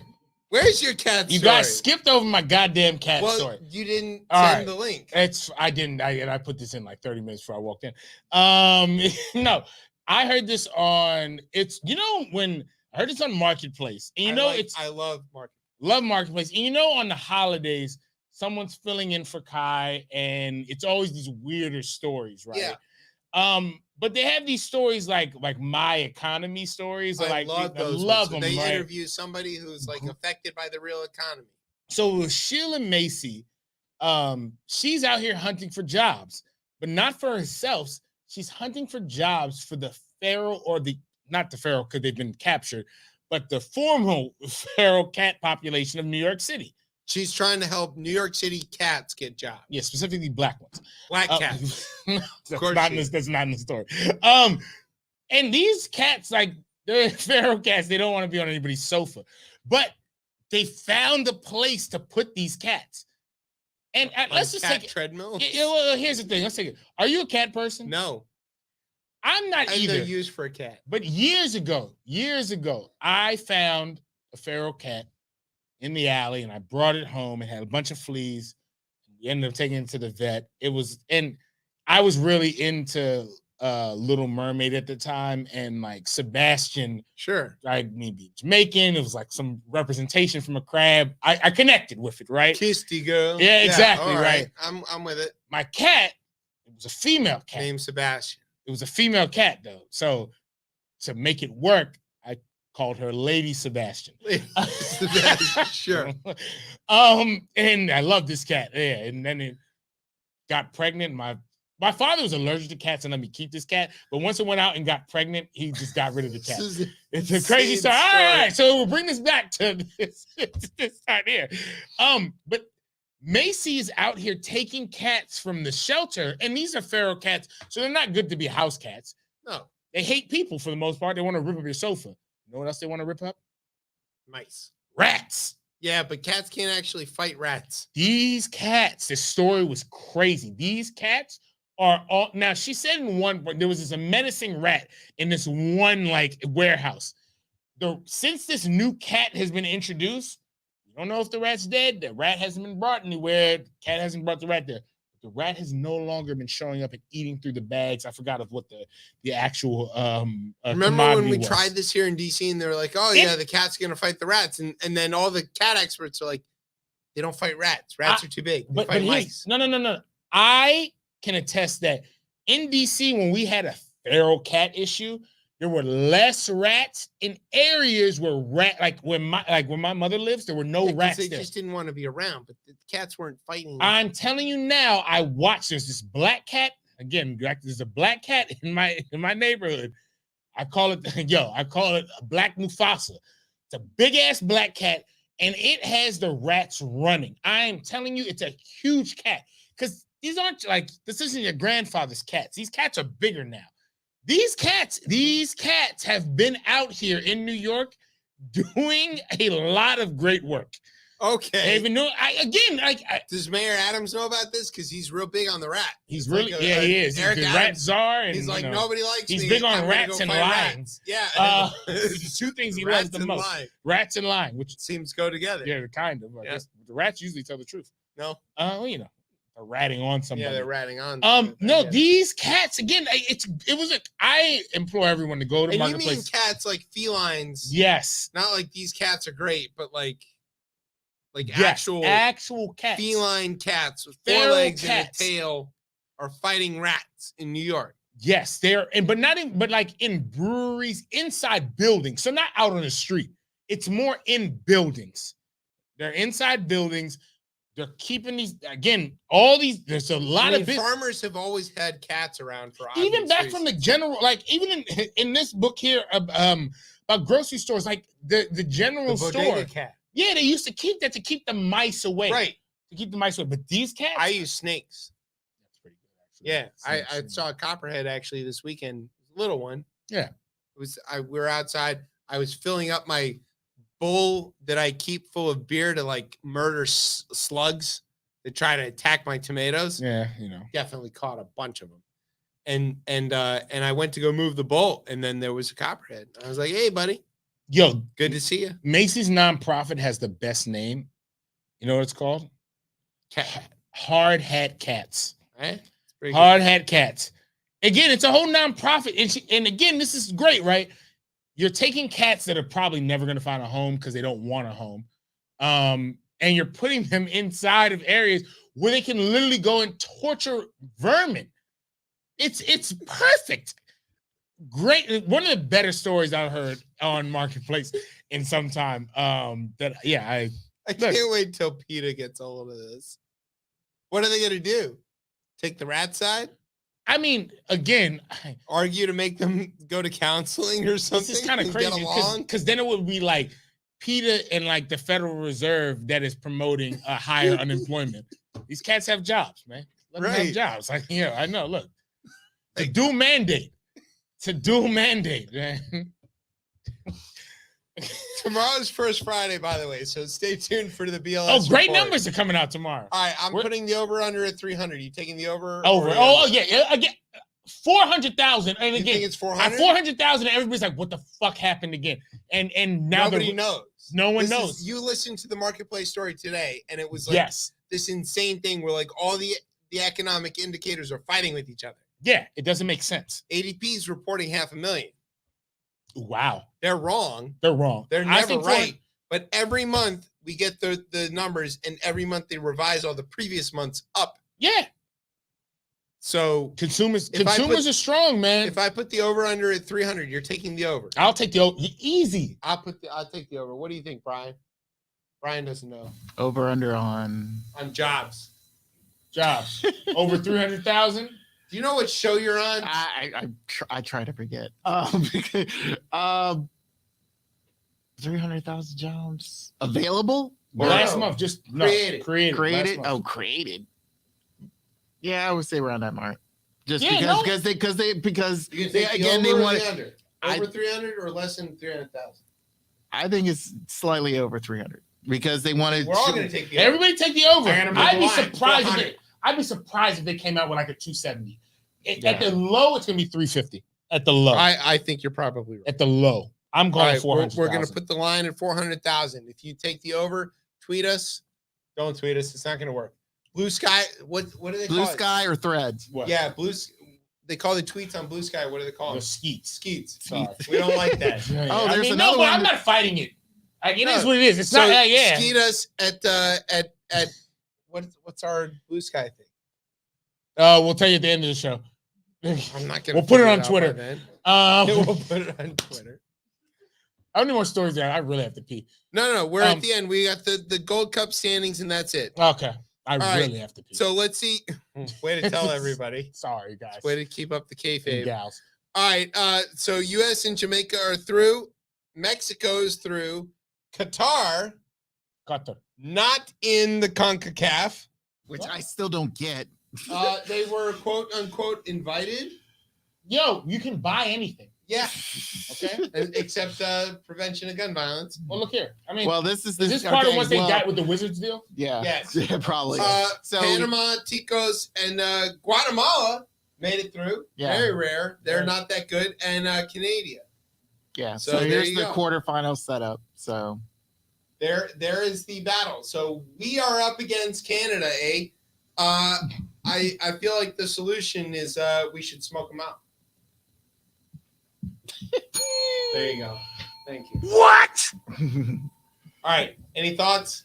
At prayers. DC Cortez on Blue Sky. All right. Let's go. All right. Go ahead. Play your music. I'll do later. All right. Which means it comes to the end of the show. I want to say thanks to Dylan for being so awesome, hanging out with us, and Go Get Us Records. Thanks to our radio partners, Weather Channel, BET, Fox, and all those guys. Thanks to MTN for keeping the weekly Zoom in a while. Thanks to our digital media meatball, Isaac Glenn. Go get on Threads, by the way. I asked him about that this morning. He said, "What's Threads?" Thanks to our home on the interwebs, CoPlayMedia.com. And thanks, as always, to our family here at Beltway Radio, making it sound as smooth as Googling Luther Vandross. Very funny if you know the right people. He's not Master Keith. You know that? They're no, different people. yes, especially when he's been dead for over almost 20 years. For almost 20 years. I never looked like Master Keith at all. I know. But how do We you- all look alike, you know. well, according Well, to wait, Google. I'm a white guy. Yeah, Brian. Yeah. But Luther Vandross. Yeah. Okay. And you can find me. This is going to get complicated. You can find me on the show on Twitter still at ChipChat RR. You can find us on Facebook or Instagram, and now on Threads at Rip ChipChat. We're still on the Threads at the Rip ChipChat. Okay. You can find me, and I would guess the show on Blue Sky. Just search Chef Chip. Okay. I got my old hashtag, my old handle back. Hold on, I'm back. I got my handle back. Ted Cruz can't steal from me on there. Chef Chip is free. Freedom! Yes, Yeah, freedom for now until everything falls apart. Till Ted Cruz gets hold of it. Don't let Ted Cruz on Blue Sky. Chef Chip and East Sky. And where can everybody find you and stuff? You can find me And Black Sky. any of the other stuff? Fuck all of that shit. What about the threats? I don't have that. I don't. I do. You have a threat, I don't have a threat. whether you want it or not. No, that sounds real meta. Yeah. Real meta. All right. Tune in on Saturday for the special Brian and Tez show. It's going to be with 2 keys. With 2 keys, no? with 2 keys. We're talking about women's sports. What the hell? What is going on for us? Very much how this show works. Oh, and be Go tune into Tune it, into it. though. It's very Tune in at 1 o'clock Saturday afternoon on Beltway Radio and beyond. I'm Chip. That says that's Brian. You business Chip Chat on Beltway Radio and beyond. Beeps.